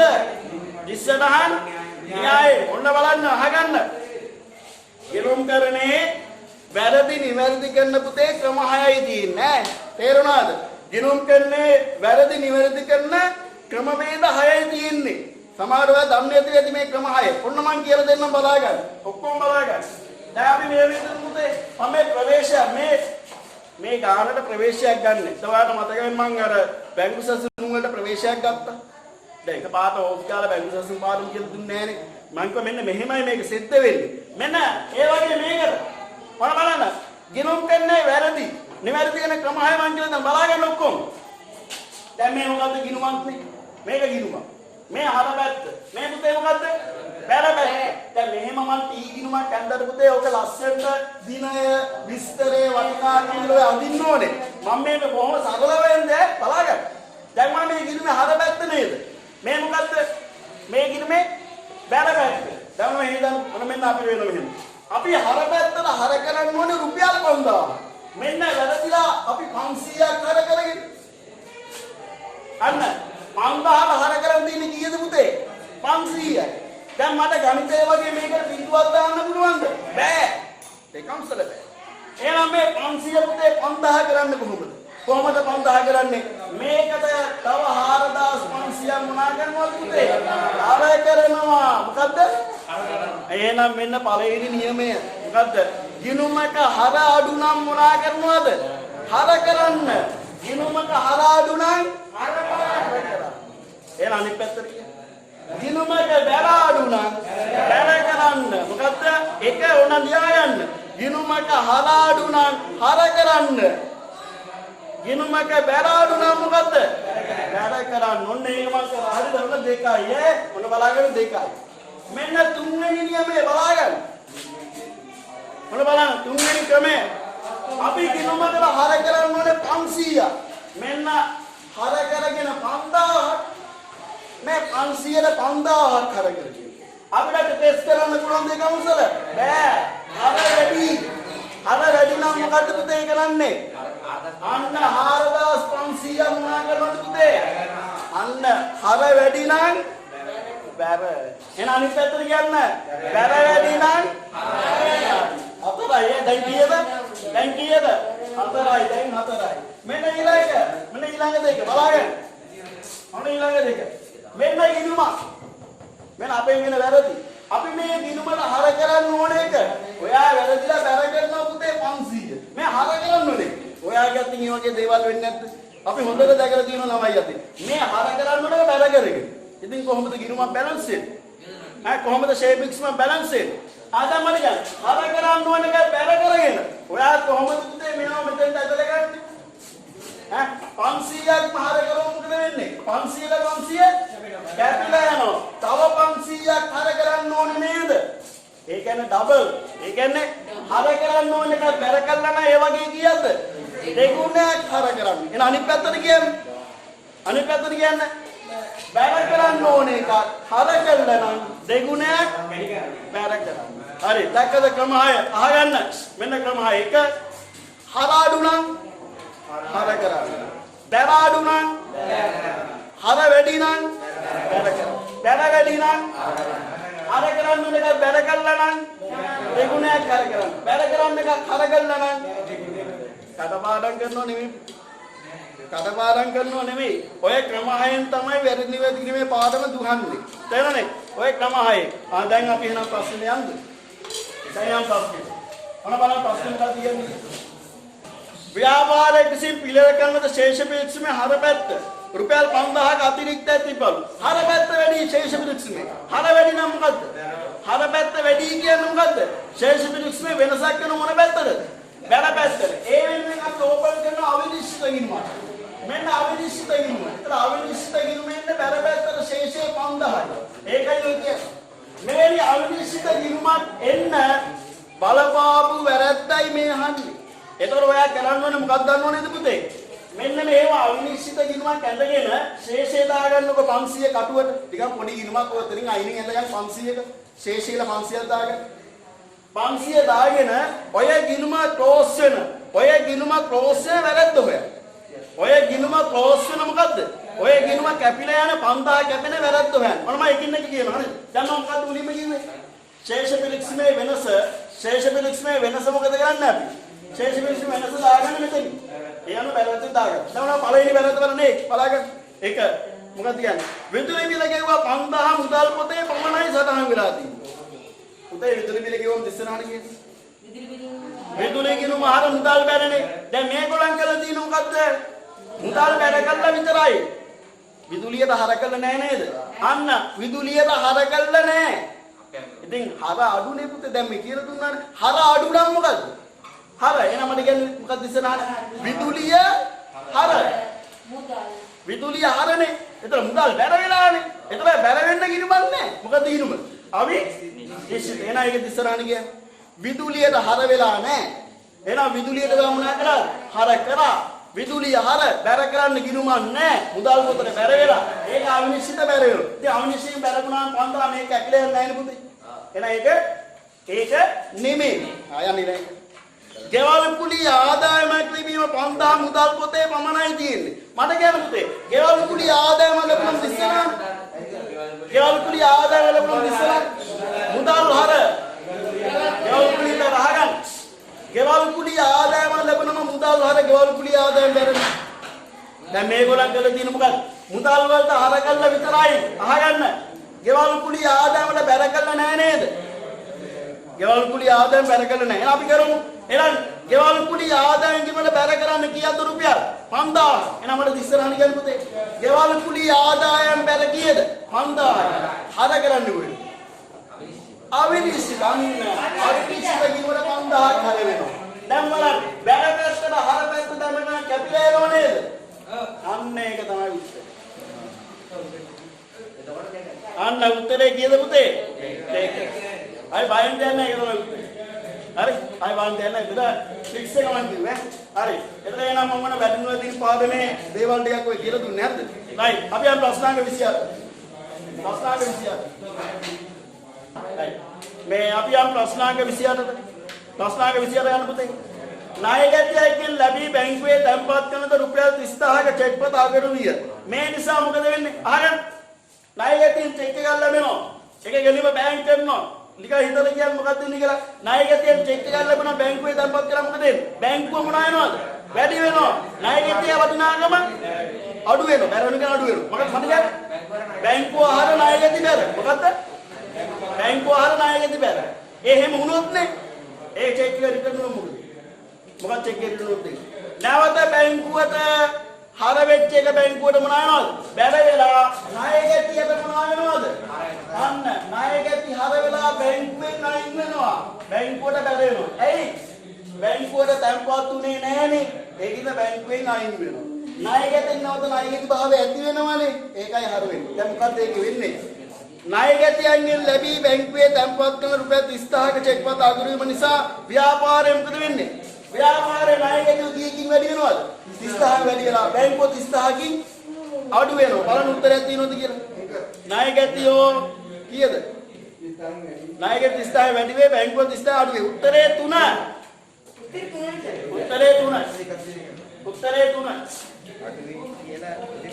හරි, යන්න පුතේ ඊළඟට. බලන්න. මොනවද කියන්නේ? අතුලගේ ව්‍යාපාරයේ ගොඩනැගිලි අලුත් වැඩියාව සඳහා තත්නත රුපියල් 50000 මුදල් පොතෙන් ගොඩනැගිලි කිරීමට පිටපත් කර ඇත. මේ කුමන දෝෂයක් දහනවා? දැන් මට කියන්නේ දැන් අපි දන්නවා ව්‍යාපාරයේ ගොඩනැගිලි අලුත් වැඩියාවට අපි වියදමක් දරනවා රුපියල් 50000. මට ඒක කිලිම දිස්සනහන කියන්නේ. ගොඩනැගිලි අලුත් වැඩියාව දිස්සනහන මොකක්ද? ගොඩනැගිලි අලුත් වැඩියාව හර මුදල් බැර. ඒක ගොඩනැගිලි කිරීමට දාන්න බෑනේ පුතේ. දැන් ගොඩනැගිල්ලක් ඉදි කරා නම් ගොඩනැගිල්ලට හර කරන්න පුළුවන්. මේ ගොඩනැගිල්ල අලුත් දරියානේ. මේක වියදමක් වශයෙන් ගත්තොත් ඒක පුතේ අයබාර වියදම. එහෙනම් ගොඩනැගිල්ල අලුත් දරියා වියදම කියන්නේ මොකද්ද? අයබාර වියදම. ඒතර ගොඩනැගිල්ල අලුත් දරියා අයබාර වියදමන්නේ. right. ඒතර ප්‍රශ්නාංක 29 අපි ඉන්නේ. දැන් අලුත් දරියා වියදමක් කියන්නේ පුතේ අයබාර වියදම. ඒතර මේ අයබාර වියදම ගොඩනැගිලි කිරීමට පිටපත් කරලා. ඒ කියන්නේ ගොඩනැගිල්ලක් හැදුවා හා සමානයි. දැන් ගොඩනැගිල්ලක් හැදුවා කියන මොන වියදමක්ද? ඒක ප්‍රාග්ධන වියදමක්. ඒතර මේ දෙක පටලවගෙන අයබාර වියදම පටලවගෙන මොකක් වශයෙන්ද? අයබාර වියදම පටලවගෙන මොකක් වශයෙන්ද? ඒතර පුතේ මේ අලුත් වැඩියා වියදම ප්‍රාග්ධන වියදමක් වශයෙන් සලකලානේ. ඒ කියන්නේ අපි අලුත් වැඩියා වියදමක් වශයෙන් දරපු මේ අයබාර වියදම ප්‍රාග්ධන වියදමක් ලෙස ගිණුම්ගත කළානේ නේද? එහෙනම් මේක මොන දෝෂයක්ද? මූල ධර්ම දෝෂය. එන උත්තරේ 3. අන්න ප්‍රශ්නාංක 29ට උත්තරේ 3 පුතේ. ප්‍රශ්නාංක 29ට උත්තරේ 3. හරි ප්‍රශ්නාංක 29ට උත්තරේ 3. right. එහෙනම් අපි යන්න ප්‍රශ්නාංක 30ට බලයන්. ප්‍රශ්නාංක 30 බලයන්. රන්තරු ක්‍රීඩා සමාජයේ සමාජිකින් 200ක් සිටින අතර එක් අයෙකුගෙන් සමාජික ගාස්තු රුපියල් 1000යි. 2020 ගිණුම් වර්ෂය තුල සමාජිකින් ලෙස රුපියල් 1,60,000ක් ලද අතර සමාජික මුදල් ලෙස මූල තත්ත්ව ප්‍රකාශනයේ හිඟ සමාජික ගාස්තු වශයෙන් යොදන ගාන කීයද? බොහොම සරල ගානක්. මොනවද කියන්නේ? මට කියන්න අපේ මේ ක්‍රීඩා සමාජයේ සමාජින් කීයක් ඉන්නවද? 200යි. එහෙනම් මුළු සමාජික ගාස්තුව කීයද? මුළු සමාජික ගාස්තුව 200 වැඩි කිරීම 1000 කීයද? ලක්ෂ 2යි. ලක්ෂ 2යි. එහෙනම් වාර්ෂික සමාජික ගාස්තුව ලක්ෂ කීයද? 2යි. එහෙනම් ඕකෙන් අඩු කරන්න පුතේ ලද සමාජික ගාස්තුව ලැබිලා තියෙන්නේ කීයද? 1,60,000. එහෙනම් තව ලැබෙන්න තියෙනවා කීයද? 40,000. එහෙනම් 40,000 තමයි අපි වත්කමක් වශයෙන් ජංගම වත්කමක් වශයෙන් මූල තත්ත්ව ප්‍රකාශනයේ දාන්න හිඟ සමාජික ගාස්තුව 40,000. උත්තරේ 1. අන්න උත්තරේ 1. උත්තරේ 1. කොහොම සරලයි ඈ? මේ ප්‍රශ්නේ බොහොම සරලයි. හරිද පුතේ? එහෙනම් අපි යන්න ප්‍රශ්නාංක 31 සහ ප්‍රශ්නාංක 32ට. 31 ඔන්න බලාගන්න. ඒකන පොඩි ගණනය කිරීමක් කරන්න වෙයි ඔයගලන්ට. හරි බලාගන්න.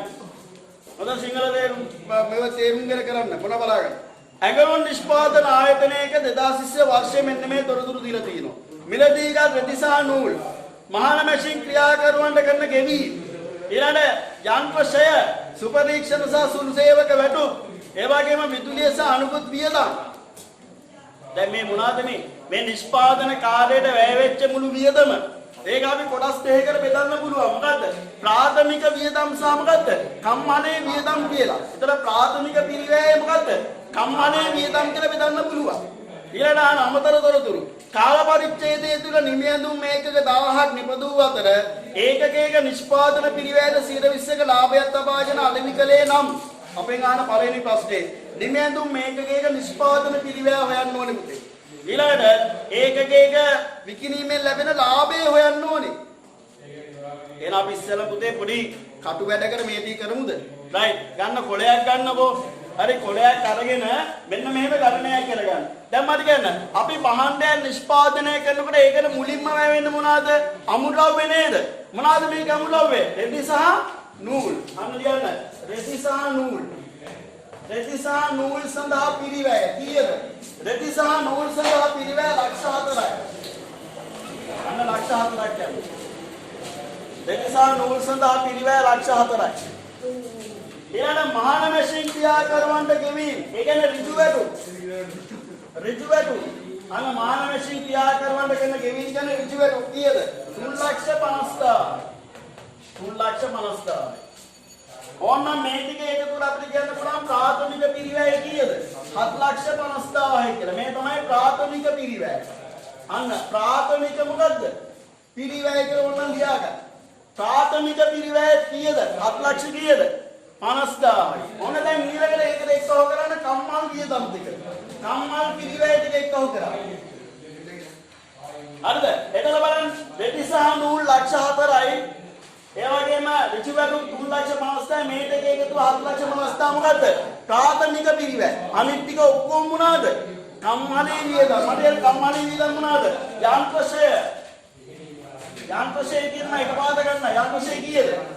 50,000යි. යන්ත්‍රශය 50,000යි.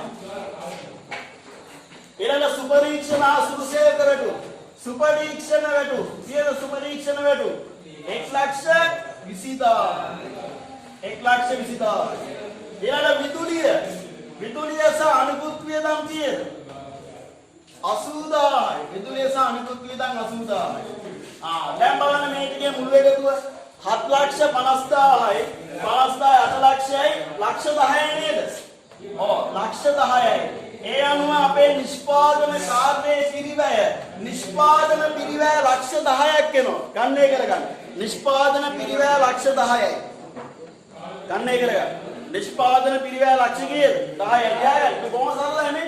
දෙතිසා නූල් වලට ලක්ෂ 4යි.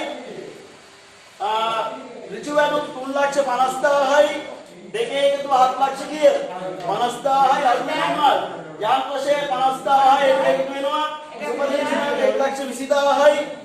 විදුලිය 80,000යි. ඔක්කොම එකතු කීයද පුතේ? ලක්ෂ 10යි. එතන මේ තමයි නිෂ්පාදන පිරිවැය.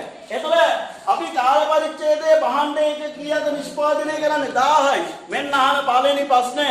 භාණ්ඩ ඒකකයක නිෂ්පාදන පිරිවැය. මට කියන්න පුතේ ඒකකයක නිෂ්පාදන පිරිවැය ඉන්නේ කොහොමද? ඒකකයක නිෂ්පාදන පිරිවැය ඉන්නේ කොහොමද? මුළු නිෂ්පාදන පිරිවැය බෙදනවා ඒකක ගණනින්. බොහොම සරලයි. මුළු නිෂ්පාදන පිරිවැය ලක්ෂ 10 බෙදන්න 1000යි. හරි සරලයි. කීයද? රුපියල් 1000යි. රුපියල් 1000යි. අන්න ඒකකයක නිෂ්පාදන පිරිවැය රුපියල් 1000යි. බලන්න තියනවාද රුපියල් 1000 කියලා උත්තරය? උත්තරේ කීයද? උත්තරේ 3. ඊළඟට කියනවා නේද මේ ඒකකයක නිෂ්පාදන පිරිවැයට 120ක ලාභයක් තියාගෙන තමයි මේ භාණ්ඩ අලෙවි කරන්න කියලා. ඊට පස්සේ අහන්නේ ලාභය. එහෙනම් රුපියල් 1000ට 120ක් කියන්නේ කීයද? අන්න 1000ට 120ක් කියන්නේ කීයද? 200යි. එහෙනම් එකතු වෙන ලාභය කීයද? 200යි. උත්තරේ 1. ඕකේ විකුණුම් මිල මොකද්ද පුතේ? 1000යි 200යි 1200. අන්න හරි 1000යි 200යි 1000 කීයද? 200යි. උත්තරේ එහෙම ඇහුවොත් අන්න එහෙමයි වුණා. හරි. හරි නේද? හරි. එතන එහෙනම් ඒ ටික හරිද? ඒ ටික හරි නේද? ඔව්. එතන මේ ප්‍රශ්නෙට උත්තරේ හරි ඈ. මම දැන් අපි පොඩ්ඩක් ටිකක් හොඳ ප්‍රශ්න ටිකකට උත්තර ගන්න තියෙනවා. හරිද? හරිද? හොඳ ප්‍රශ්න ටිකකට උත්තර ගන්න තියෙනවා. ප්‍රශ්නාංක 33 සිට 40. අන්න. ඒක නම් පුතේ ඔතනම කපුවට ඒ ගන්නේ කිරීම කරගන්න ප්‍රශ්නාංක කීයද? ප්‍රශ්නාංක 33 සිට 40. බලාගන්න පුතේ. මොතන බාහන කියව ගන්න. බලාගන්න. සඳරුවන්ගේ වෙළඳ ව්‍යාපාරයේ 2019 වර්ෂයට අදාළ මෙන්න මේ තොරතුරු දීලා තියෙනවා. බලාගන්න. ප්‍රාර්ථනයේ 3,20,000යි.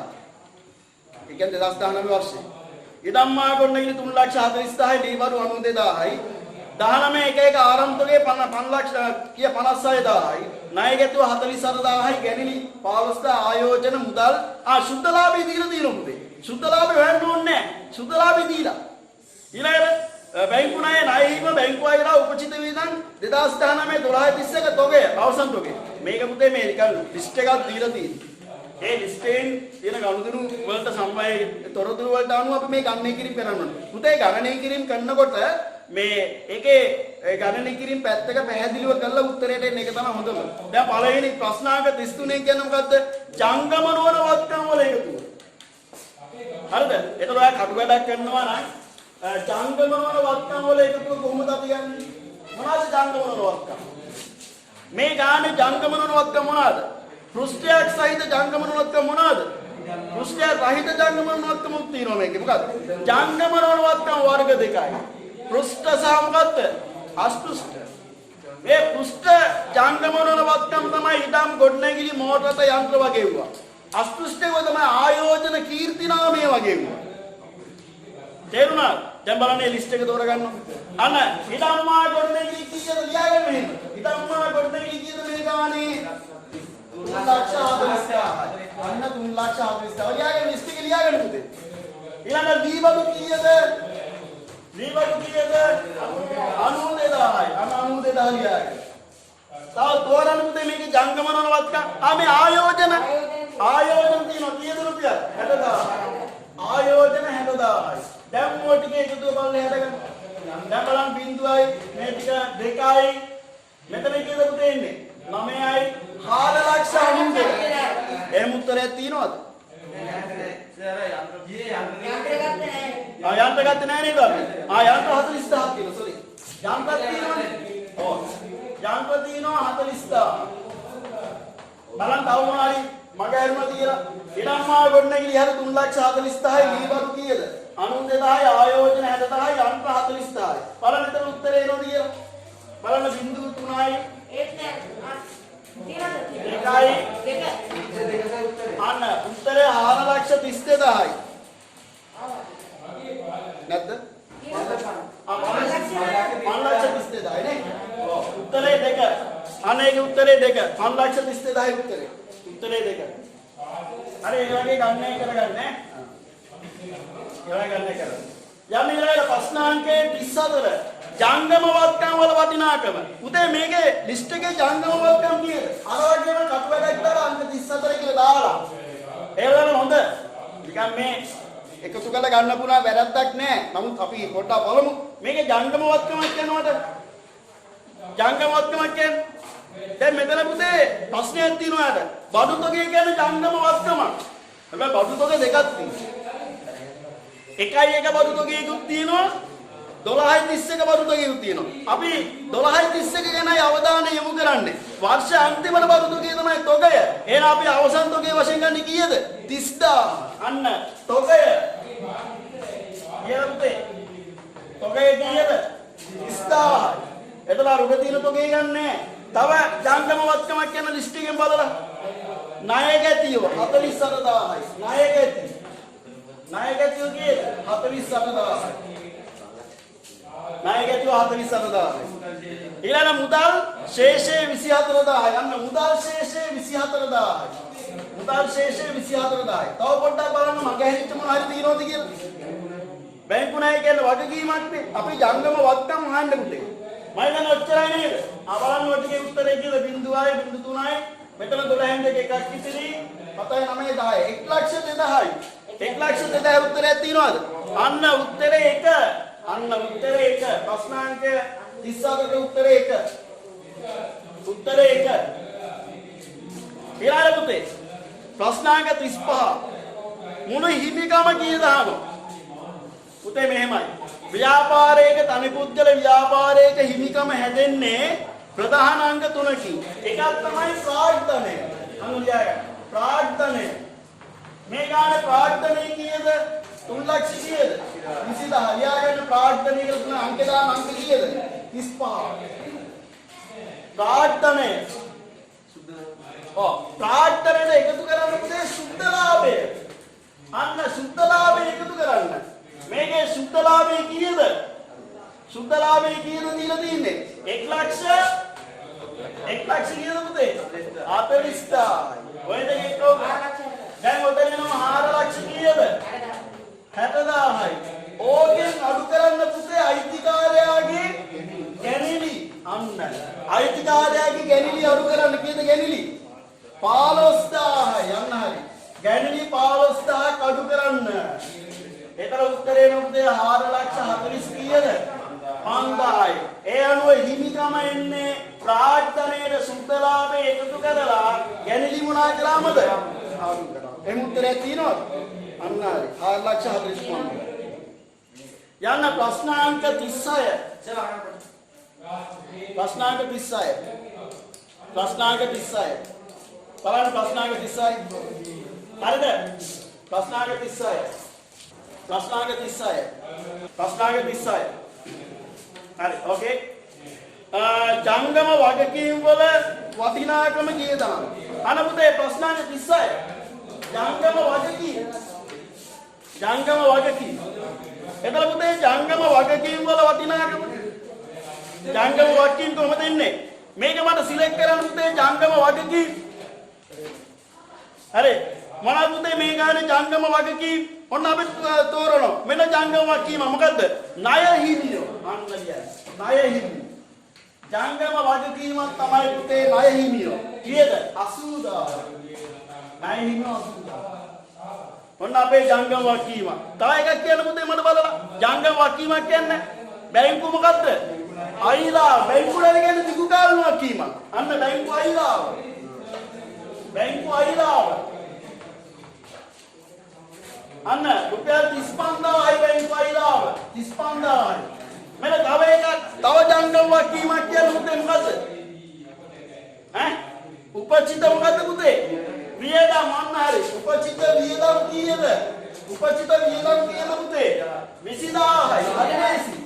දැන් මේ ටික එකතු මත කියන්න 0.3යි 5යි 1,35,000 යන්න අපේ ජංගම වගකීම් වල එකතුව 1,00,000 කීයද?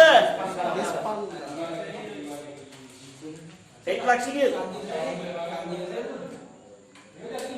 1,35,000යි. හරිද? හරිද පුතේ? හරි ලේසි. රයිට්. එහෙනම් අපි යන්න ප්‍රශ්නාංක 37. යන්න ප්‍රශ්නාංක 37. ප්‍රශ්නාංක 37ට යන්න. තමයි යන්න ප්‍රශ්නාංක 37. ආයෝජන සඳහා 10%ක වාර්ෂික පොලියක් දෙනවා නම් පළමු වර්ෂයේ ලැබිය යුතු පොලිය ආදායම හරිම ලේසි.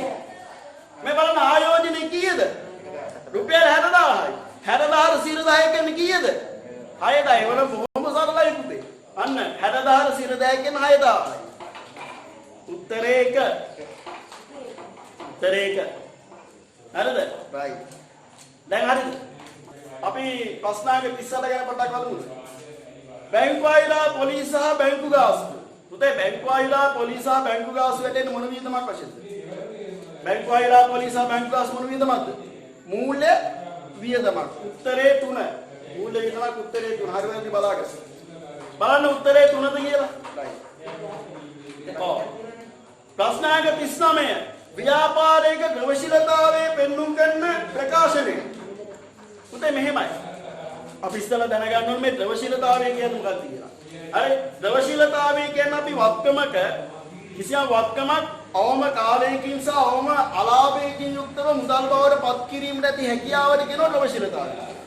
තේරෙනවද? අපි කෙටියෙන් කියනවා වත්කම මුදල් කිරීමට ඇති හැකියාව කියලා. හැබැයි වත්කම ඉක්මනින් මුදල් කරන්න ගියොත් පුතේ යම් යම් අලාභ සිද්ධ වෙන්න පුළුවන්. ඒ අනුව අලාභයයි කාලයයි දෙකම අවම කරලා යම් කිසි වත්කම මුදල් කිරීමට ඇති හැකියාවට අපි කියන වත්කමේ ද්‍රවශීලතාවය කියලා. ඒ ද්‍රවශීලතාවයේ අනුව පුතේ අපි වත්කම් ප්‍රධාන කොටස් දෙකකට බෙදනවා. ඒ තමයි ජංගම වත්කම් සහ ජංගම මොකද්ද? නොවන වත්කම්. මේ ජංගම වත්කම් සහ ජංගම නොවන වත්කම් කොහෙද තියෙන්නේ? ජංගම වත්කම් සහ ජංගම නොවන වත්කම් කියන්නේ මොන ප්‍රකාශනයේද? මූල්‍ය තත්ත්ව මොකද්ද? ප්‍රකාශනයේ උත්තරේ කීයද? උත්තරේ 2. අපේ කාලේ අපි ඕක කිව්වේ ශේෂ පත්‍රය කියලා. තේරෙනවනේ?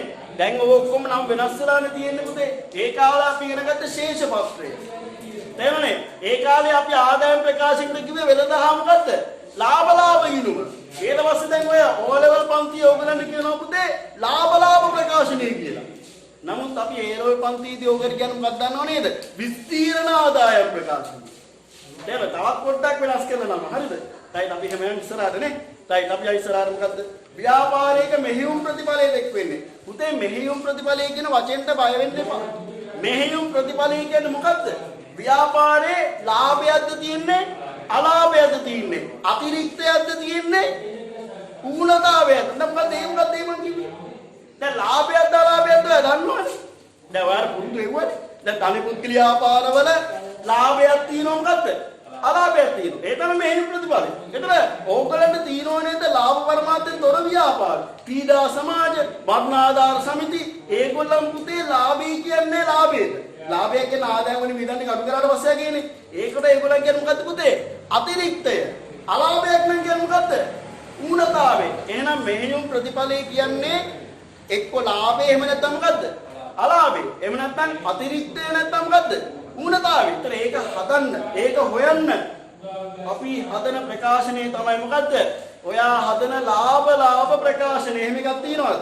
ඔය ලාභ හෝ අලාභ ප්‍රකාශනය කියන්නේ ඒකට තමයි. අපි ඔගේ ඒලොල්ට කරන්නේ මොකද්ද?